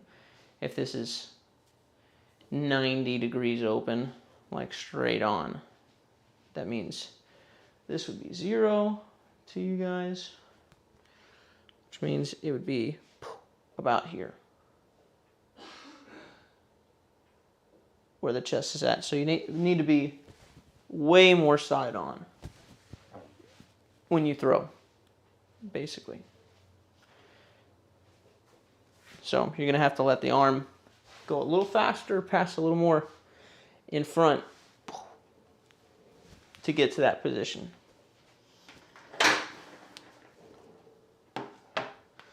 I need some water. Oh, yeah.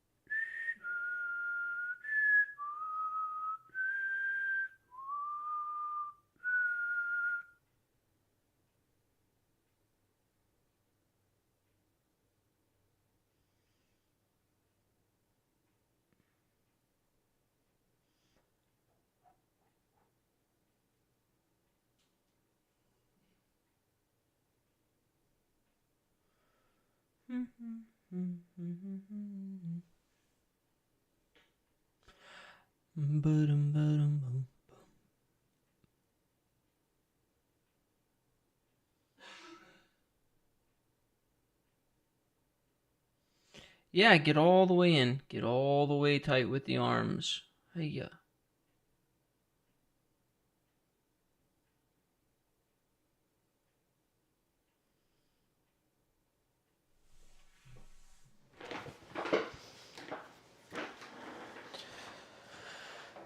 So get all the way tight with both arms. All the way in here. Like in front of this leg. Don't just like hang out the left arm back here. So both arms tight. You don't need to, you drop this arm a little bit here and then you throw. Just slide it forward. Right. And the other thing is now when you're going to press into this heel and lift this up, you're also leaving this hand with this back leg. So we're into the heel, pressing up, arms are coming in together, and then out with the hand and leave this one here. So, but right now you just don't get that tight before you start throwing out. So, I would practice swing into the heel, swing into the heel, and the arms are together, and then throw, but get tight.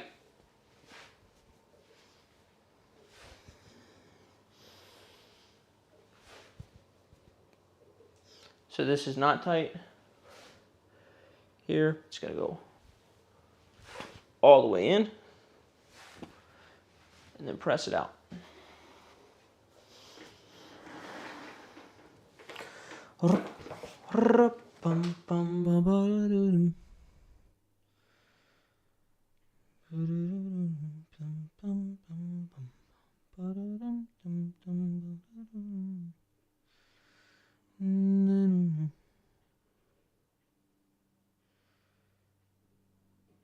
So you open up early here, boom. Right arm needs to be more forward, left arm needs to be more forward.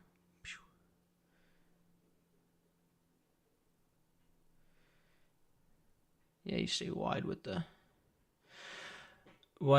rotation.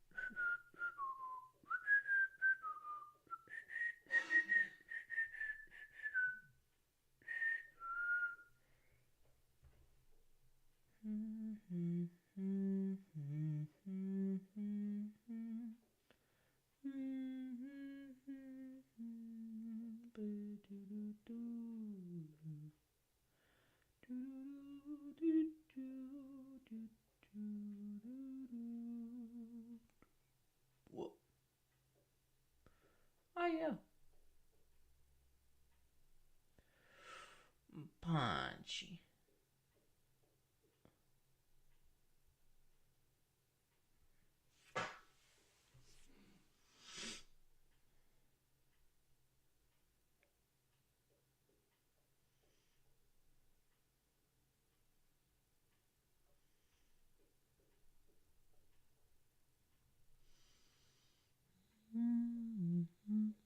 So I take away this little extension here, this little pop. I take that away. It's not helping.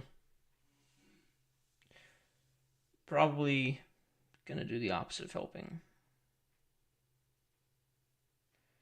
But this is kind of the typical back shoulder throw that we see a lot of.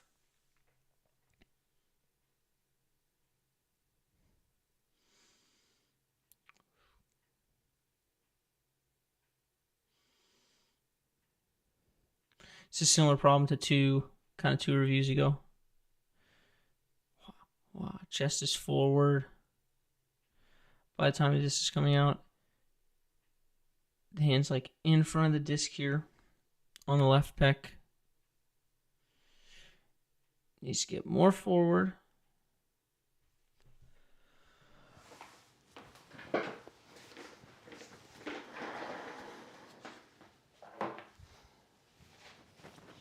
And just practice from a standstill here. Just back.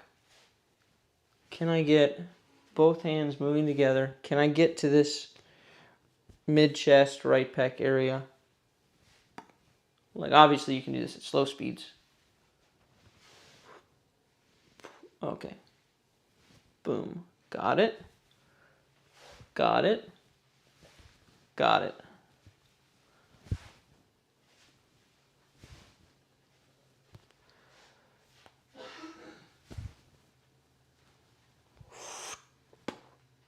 Good to go. Left hand paired with that.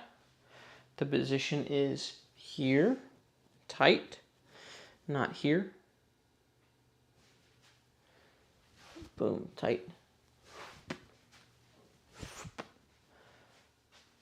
Right.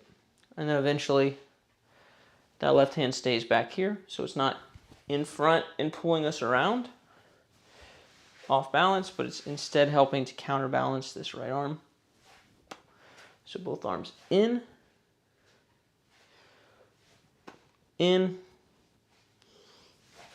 throw.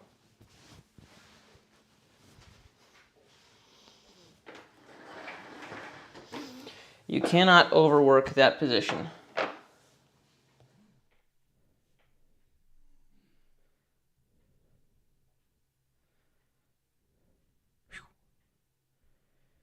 Here.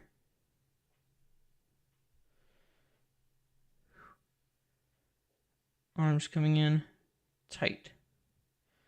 Arms coming in, tight. Disc in the middle of the chest towards the right pec.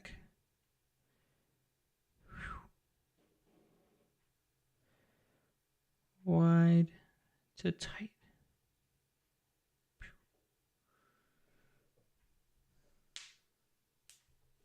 Curled around the disc. Ba-da-da-da-da-do. Do-do-do-do-do-do-do.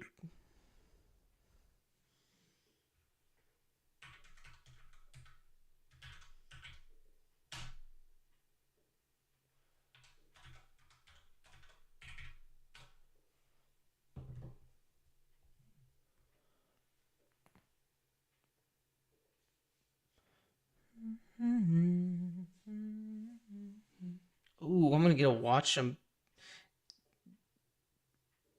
Beaver State fling while I'm eating my lunch.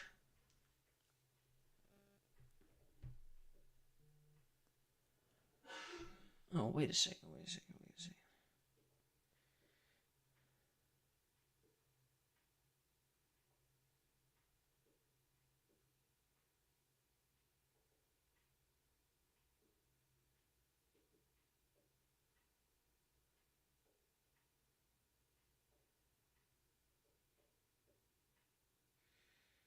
Oh. I got one of our coaching buddies texting me, and I'm like, I do want to talk about this. I do. If you're still lurking, I do want to talk about this.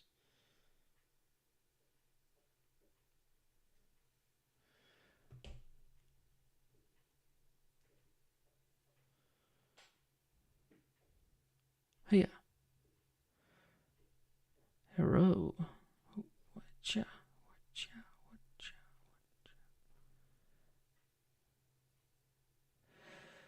Oh, yeah. Those shoes ain't getting wet. Those feet ain't getting wet. The shoes are.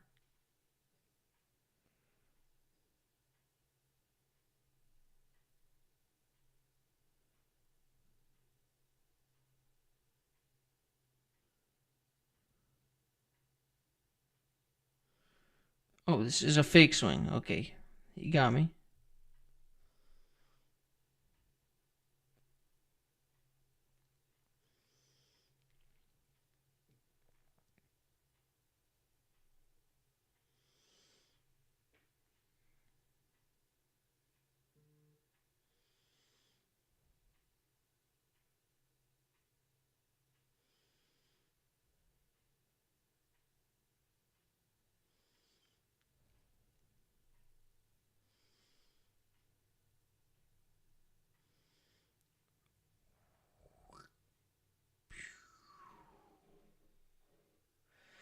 Yeah, so basic parts of the throw here.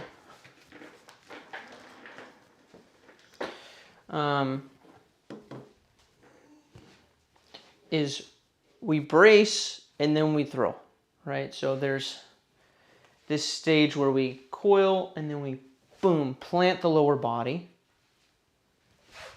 Plant the lower body, and now our shoulders are above our hips, and we're throwing from there, from that balanced position, right? So right now what's happening is you're kind of going in and out of balance. You're going back, and then you're coming down on this front actually you're going down on the front heel here. And now you're pulling this over while you're spinning open. So it's very important that we go to the from the toes here.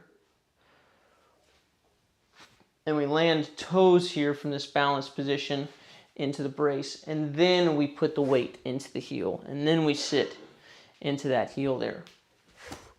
And stay balanced, shoulders above the hips. So we're here, plant in, now we're locked in here, pressing up on this front side here as we go to throw. We go, and we stay over this as the arms come in, tight kind of to our center. We are prepared to unleash this power from this balanced position here, right? So I think I'm giving you this kind of macro perspective so your visualization will be a little better. Because when that's good, it's easier to pull off the right thing. Not easy, but easier. So come in on the toes here, balanced forward, and then plant into this heel. And we throw here behind this front leg with the body. Probably helpful if I'm square with the camera. Here. And we're tight and throwing from here.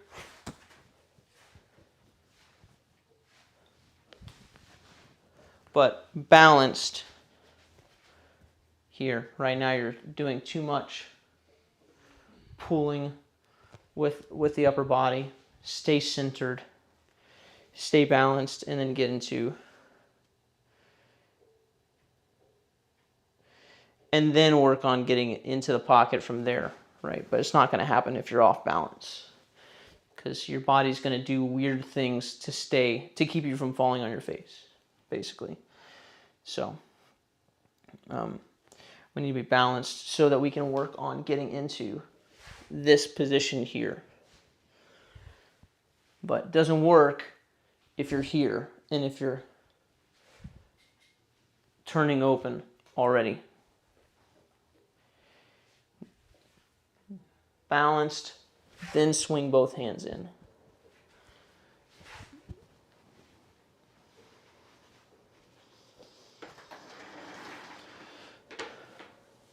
Should weight be on back leg until brace. The weight is on the back leg when you're coiling, and then it transfers to the front leg into the brace. Mid-chest to right pec explosion. To answer your questions. Yeah.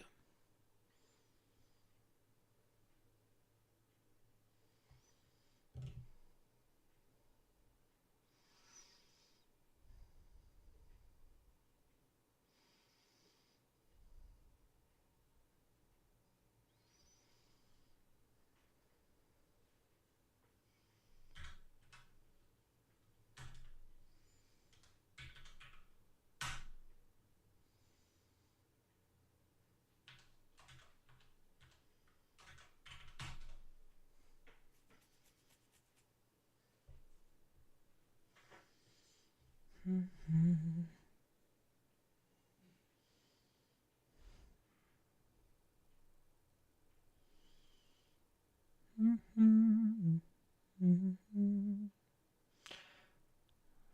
seen this basketball court before.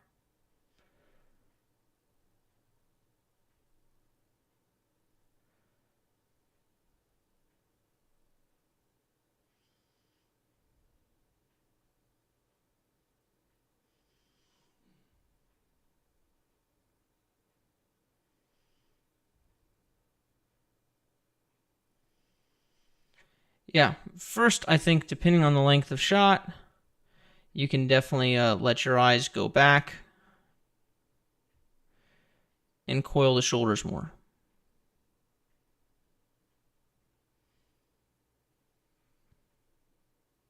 Now, for non-contextual things,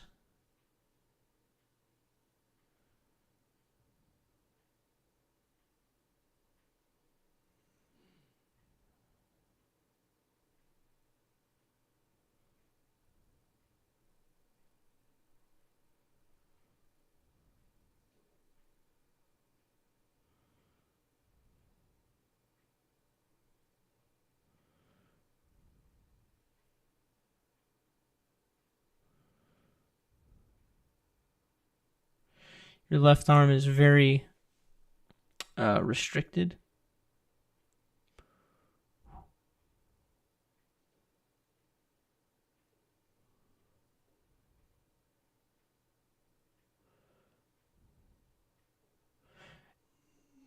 And you're uncurling too early. So this is as deep as you get, left shoulder, and it's coming out right away.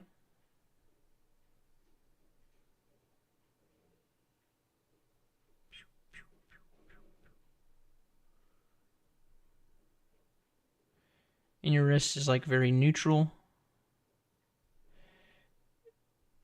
which we saw in the beginning of the throw. Yeah, let me go back here. Here. Oop.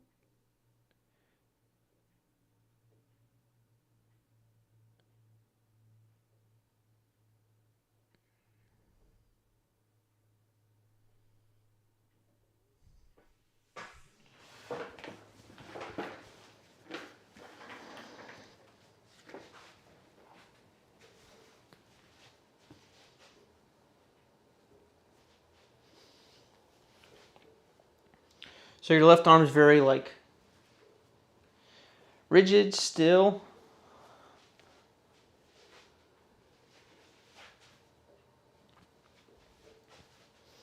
And it kind of moves in early and then stops. So learning to use a like synchronized move with both arms is very important. And you need to have some bend in your wrist. Certainly it doesn't have to be here, but straight is probably not the way to go. We want to be wrapped around the disc or have the disc like curled inside here in this position. And we need to make sure that it's not bouncing out of this side because it's a very long, wide arc instead of getting in here and having a quick kind of uncurl, compact, quick uncurl. So we walk forward. I would try starting maybe even with a little bit of wrist bend here. And then the left arm goes back to help turn the shoulders so we can get the shoulders moving away and the head can turn back a little bit more and you got a little more coil. And then both arms are going to come in together and get tight. Get a lot tighter than you are. Both arms are kind of back here. Now you've got this wide rotation. I mean, imagine if a figure skater tried to come in like only this tight, right? They're not going to have that much speed versus if they get all the way in, right? It's much more. So we want a nice uniform move in with the arms here. Nice and tight. Get all the way to the right pec before you start moving. That tight left arm is also going to help keep your balance so it's not just like out here and pulling you wider than you need to be.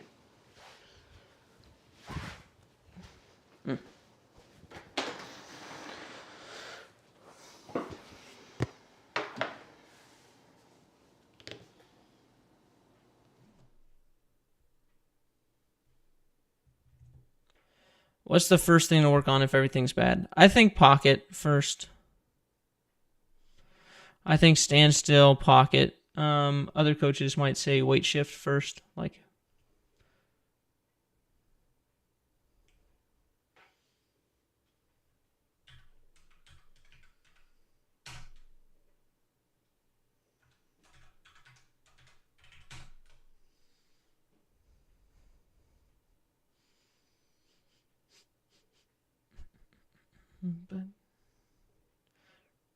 bum bum bum bum bum ba-do-do-do-do.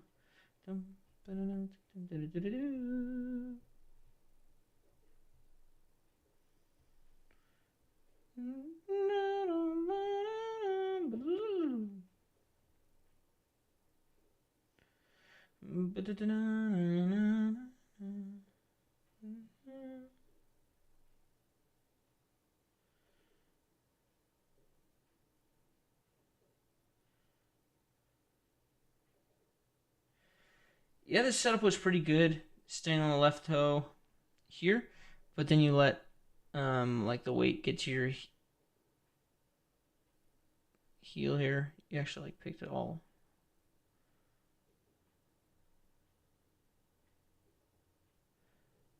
Interesting.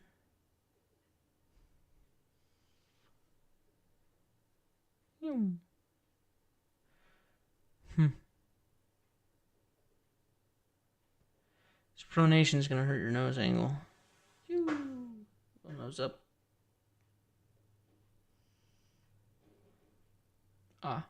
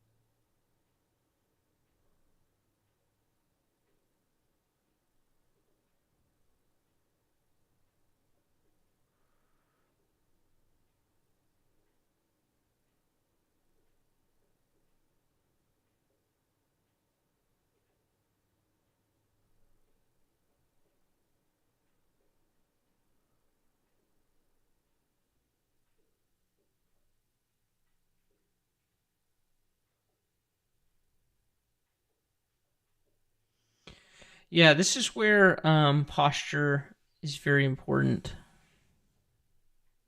I mean, it's always important, but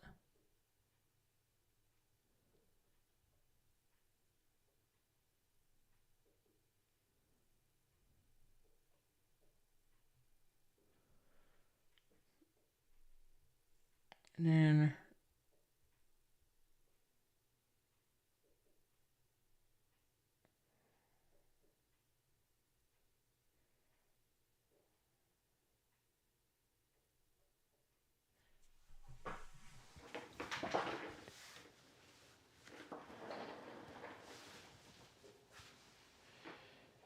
oh, here you are. So if we're leaning back, like if we're not over our toes enough, then we're going to get into this like, whoop, there's a chair there.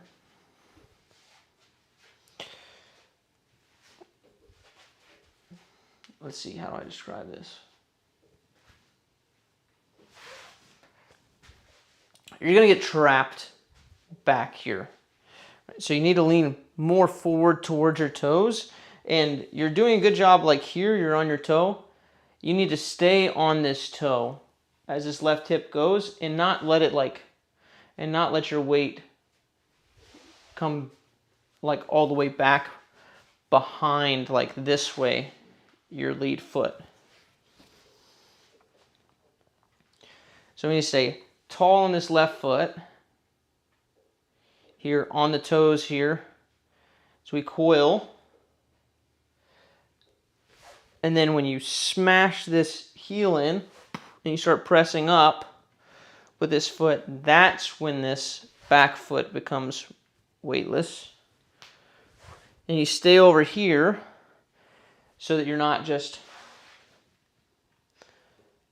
so that this isn't just sliding this way forever, right? Because your back foot's going all the way behind here as you throw.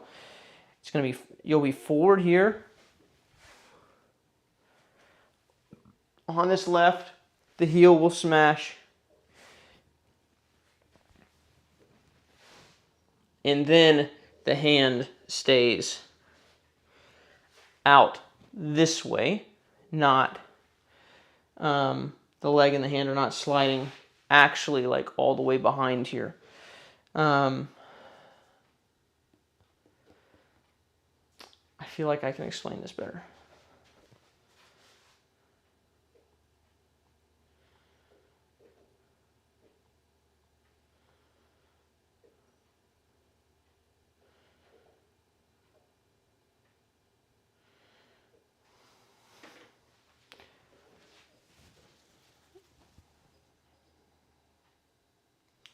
So there's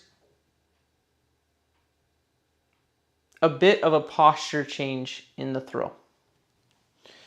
You might say, we go toes and we're bent over here. And then from here, we go from toe to heel smash. And then this hip, we press up.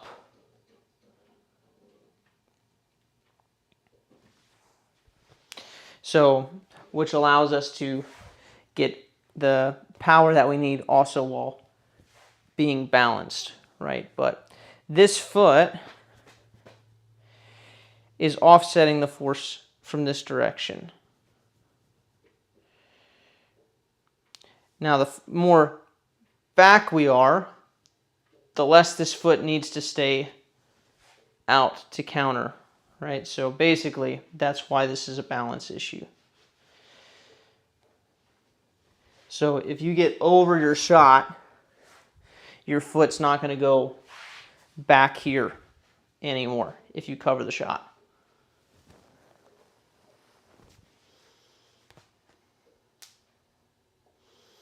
Mr. Ben, you guys know each other.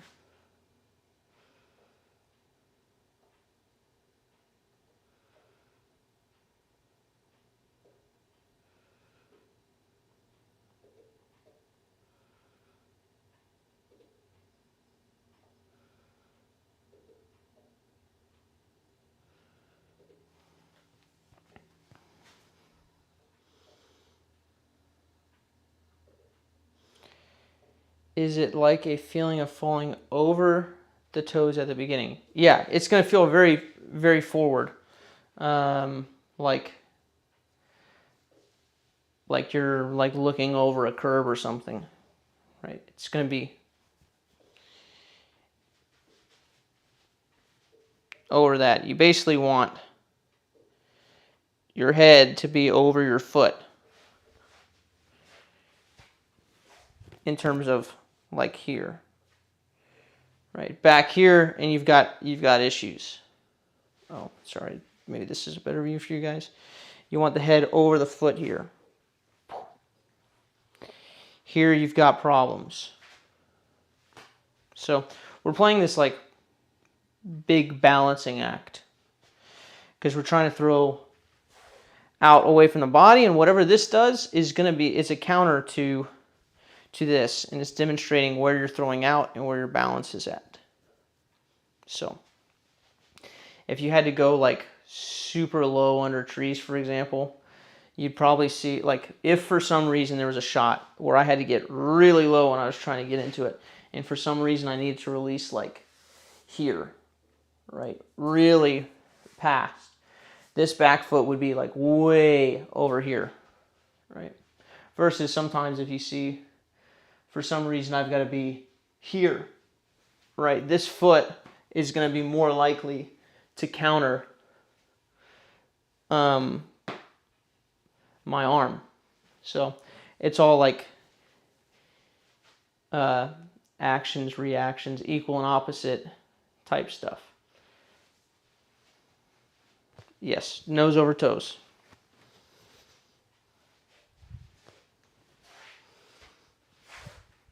Yep, and stay that way through the shot. And then this hand accompanies this back foot this way.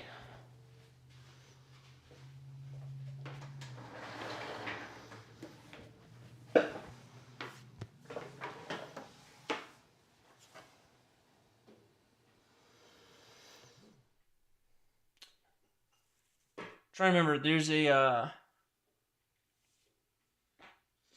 there's also a like Loop Ghost had a student that had this same kind of had the same deal.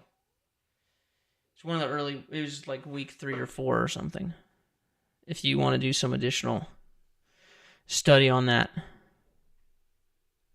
But you'll see his like back leg go into it. Like 2 forward.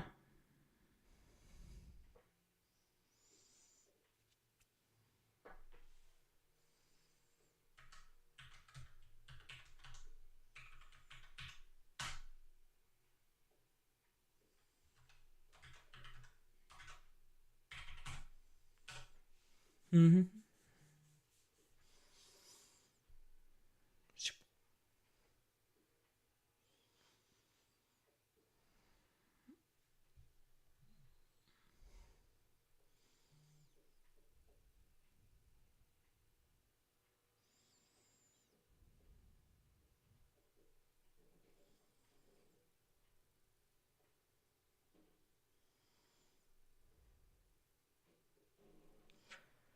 This setup is interesting to me. I'm interested to see, like, even from here, if his like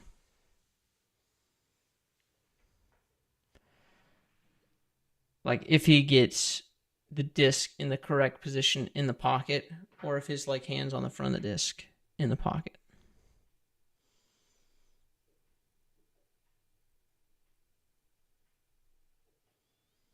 So if it's like on the front of the disc in the pocket. Yeah, it's you don't see pros kind of in this position where the elbow's like dropped and the hands in front of the disc in setup here. And the reason is because it doesn't help them get in the correct position here.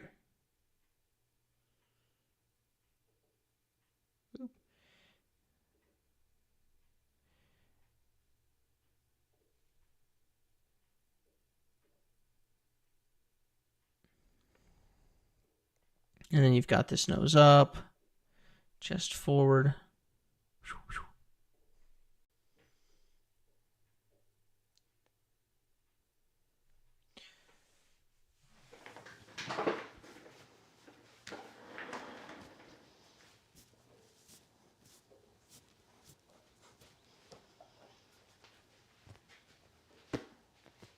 All right.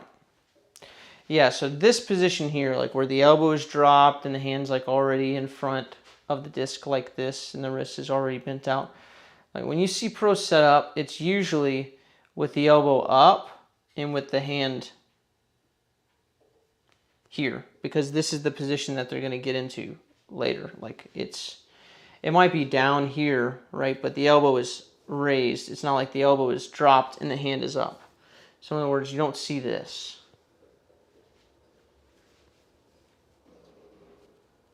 Right? It's always where the elbow is kind of up, parallel to the shoulders. Well, I'm saying always. I shouldn't say always. Generally, those are the setups that you see.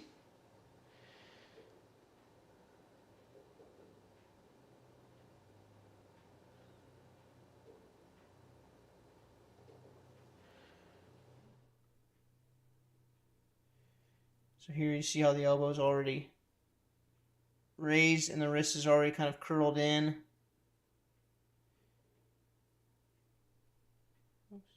trying to do this. Thank you. Elbow up. So they're going to stay kind of on that line the whole time where the elbow and the forearms basically level with the shoulders.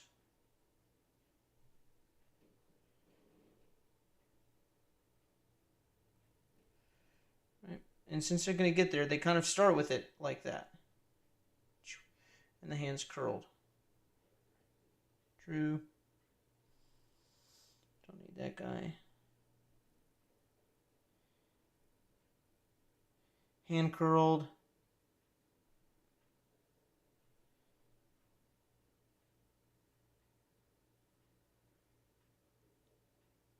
Right, because you're going to get back into this position. Again, whoop, here, here. Drew's more towards the 9 o'clock position than Simon is. Simon is more around the back of the disc. Whoops. Where did my lines go? Whoop. Thank you. Here. Here for the most part.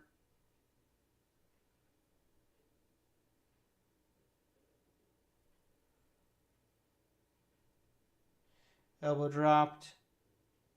Tight to the body.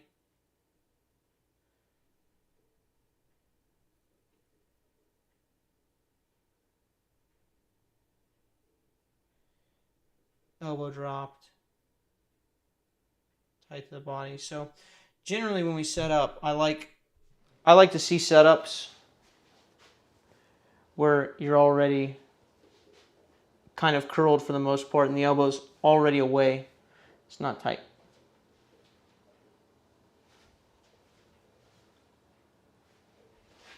So that when you stretch back and now you're going to slide, boom, tight. You're going to be in this position here. Get all the way in to the chest here. Get both hands in. Don't just keep this left hand like here and popping around. This thing has to travel through the pocket here before it goes out.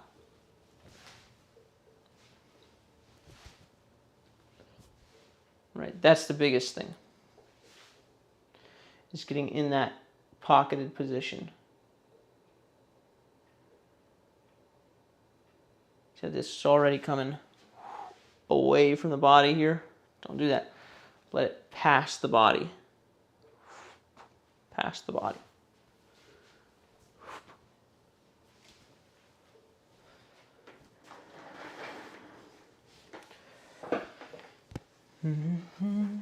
Ain't it fine? Ain't it good to be one of us? Yeah. Ain't it good? Good to be on. Don't go crying to your mom. 'Cause you're all alone.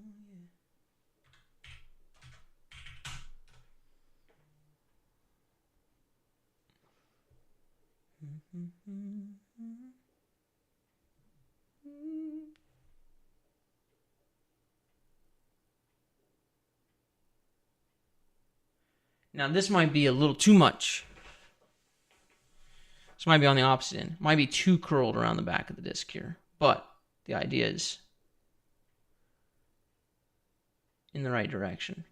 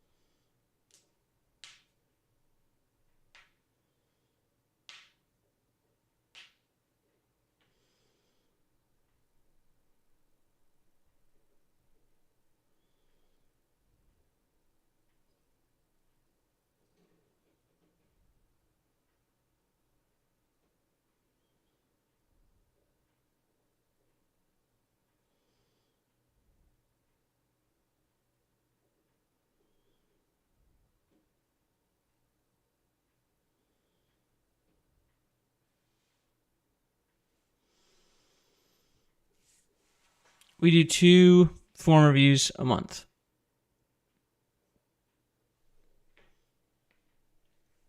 So the next one is on the 30th.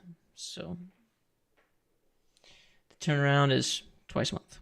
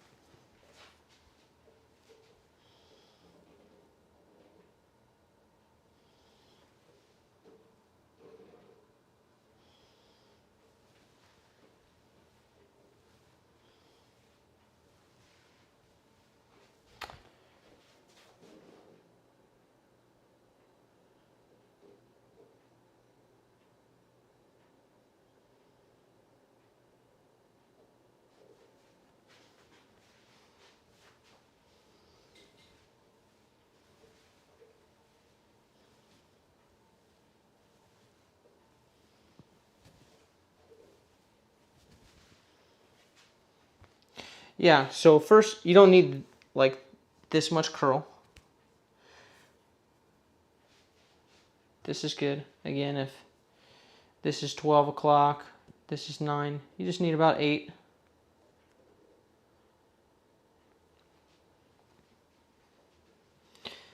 Bend forward a little bit. Real.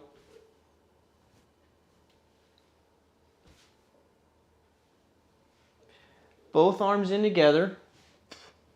Right now, you're just kind of rotating everything forward as a unit. You've got a little bit of right arm, but we really want have this come in together here.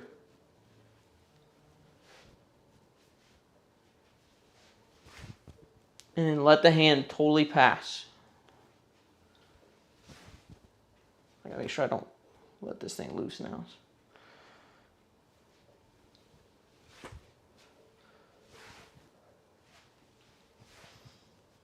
Yep.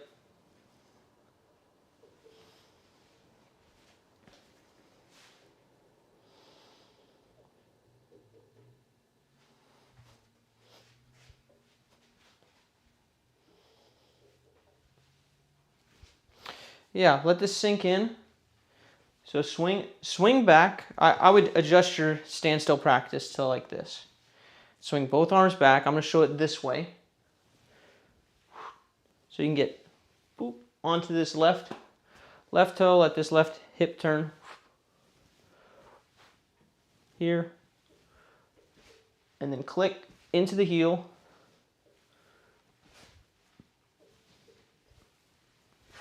Both arms in together.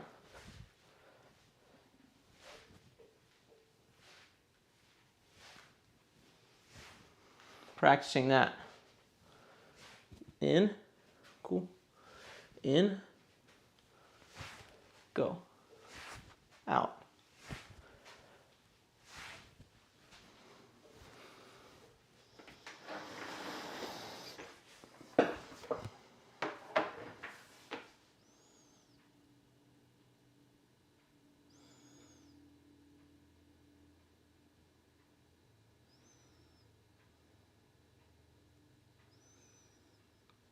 And it's hard to tell here, but you don't need to like flex your wrist out as you do it as well. I can't tell for sure that you are.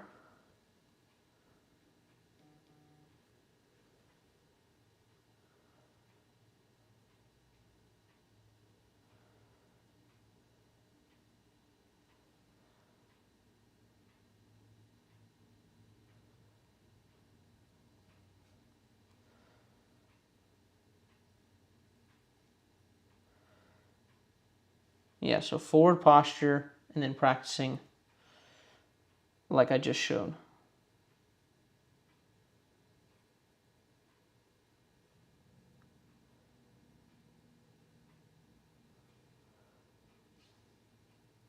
Yeah, I mean, you kind of do fall into the brace.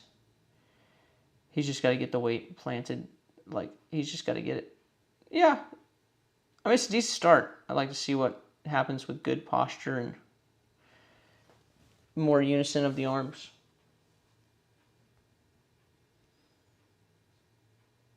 I've got one more. And it's 2 minutes and 45 seconds long.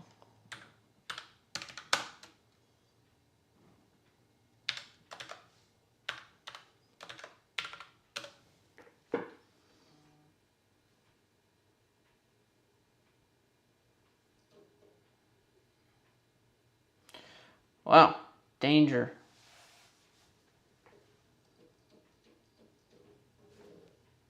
I like that though.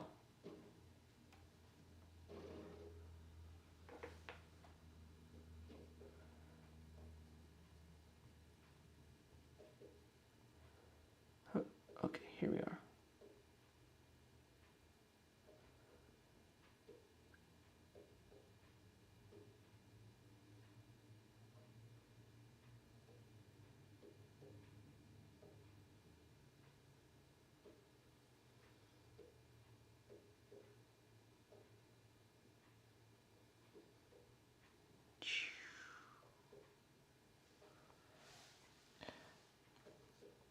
So let's start with balance.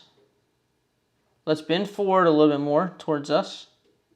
Just a little too upright. You see how you're stretching out with your heel here, like your heel's trying to get the ground first, and then it does. Watch out. It's a little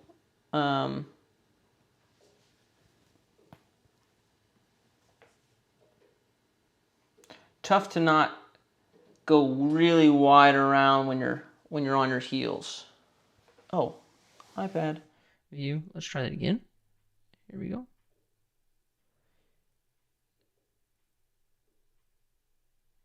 It's very upright, very with the heel. Right, makes the rotation want to be really wide. Makes you want to spin out. So we take everything and we go whoop, towards the toes, lift the heels up here. And so all of our throws, and we don't have to get like all the way back, by the way.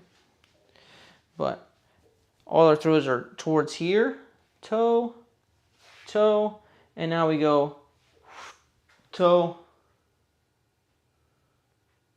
here, right?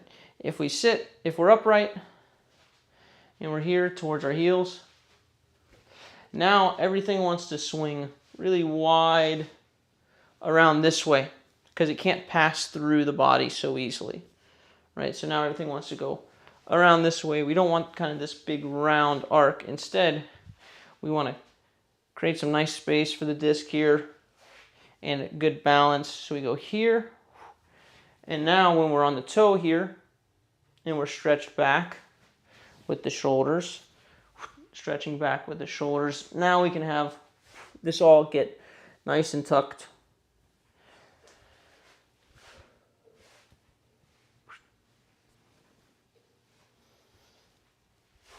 Around the disc here. You want to really be around the disc in this position here. So if every throw was like this, bent over, and you kind of started in this curled position, and then we went uncurled, curled, uncurled. That's what we're looking for. So forward,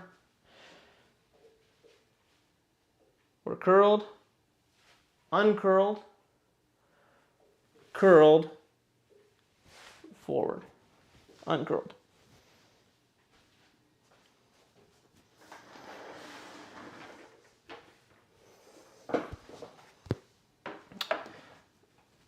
I kind of just showed it a little bit. Charlton. but I like to work on the hit first,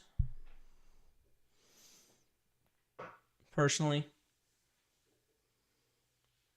and then work back from there.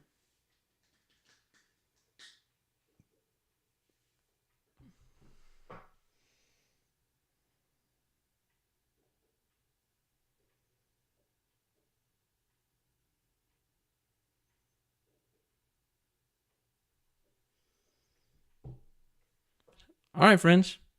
Well, that's it. Go watch some FPO. What's on now? I sure am. I sure am gonna see what Holland's doing.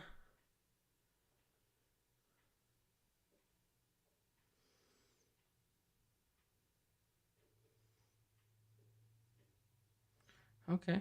Okay.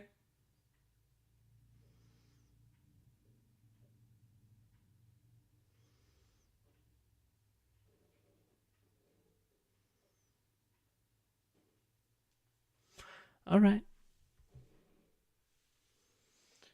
I've got a Paul video, but it's not the greatest. But yeah. All right, guys. I'm gonna eat lunch, and then we've got a film, and then final prep for this tournament that we're running tomorrow. So, peace out. Thanks for joining. Catch you cats next time. Yeah.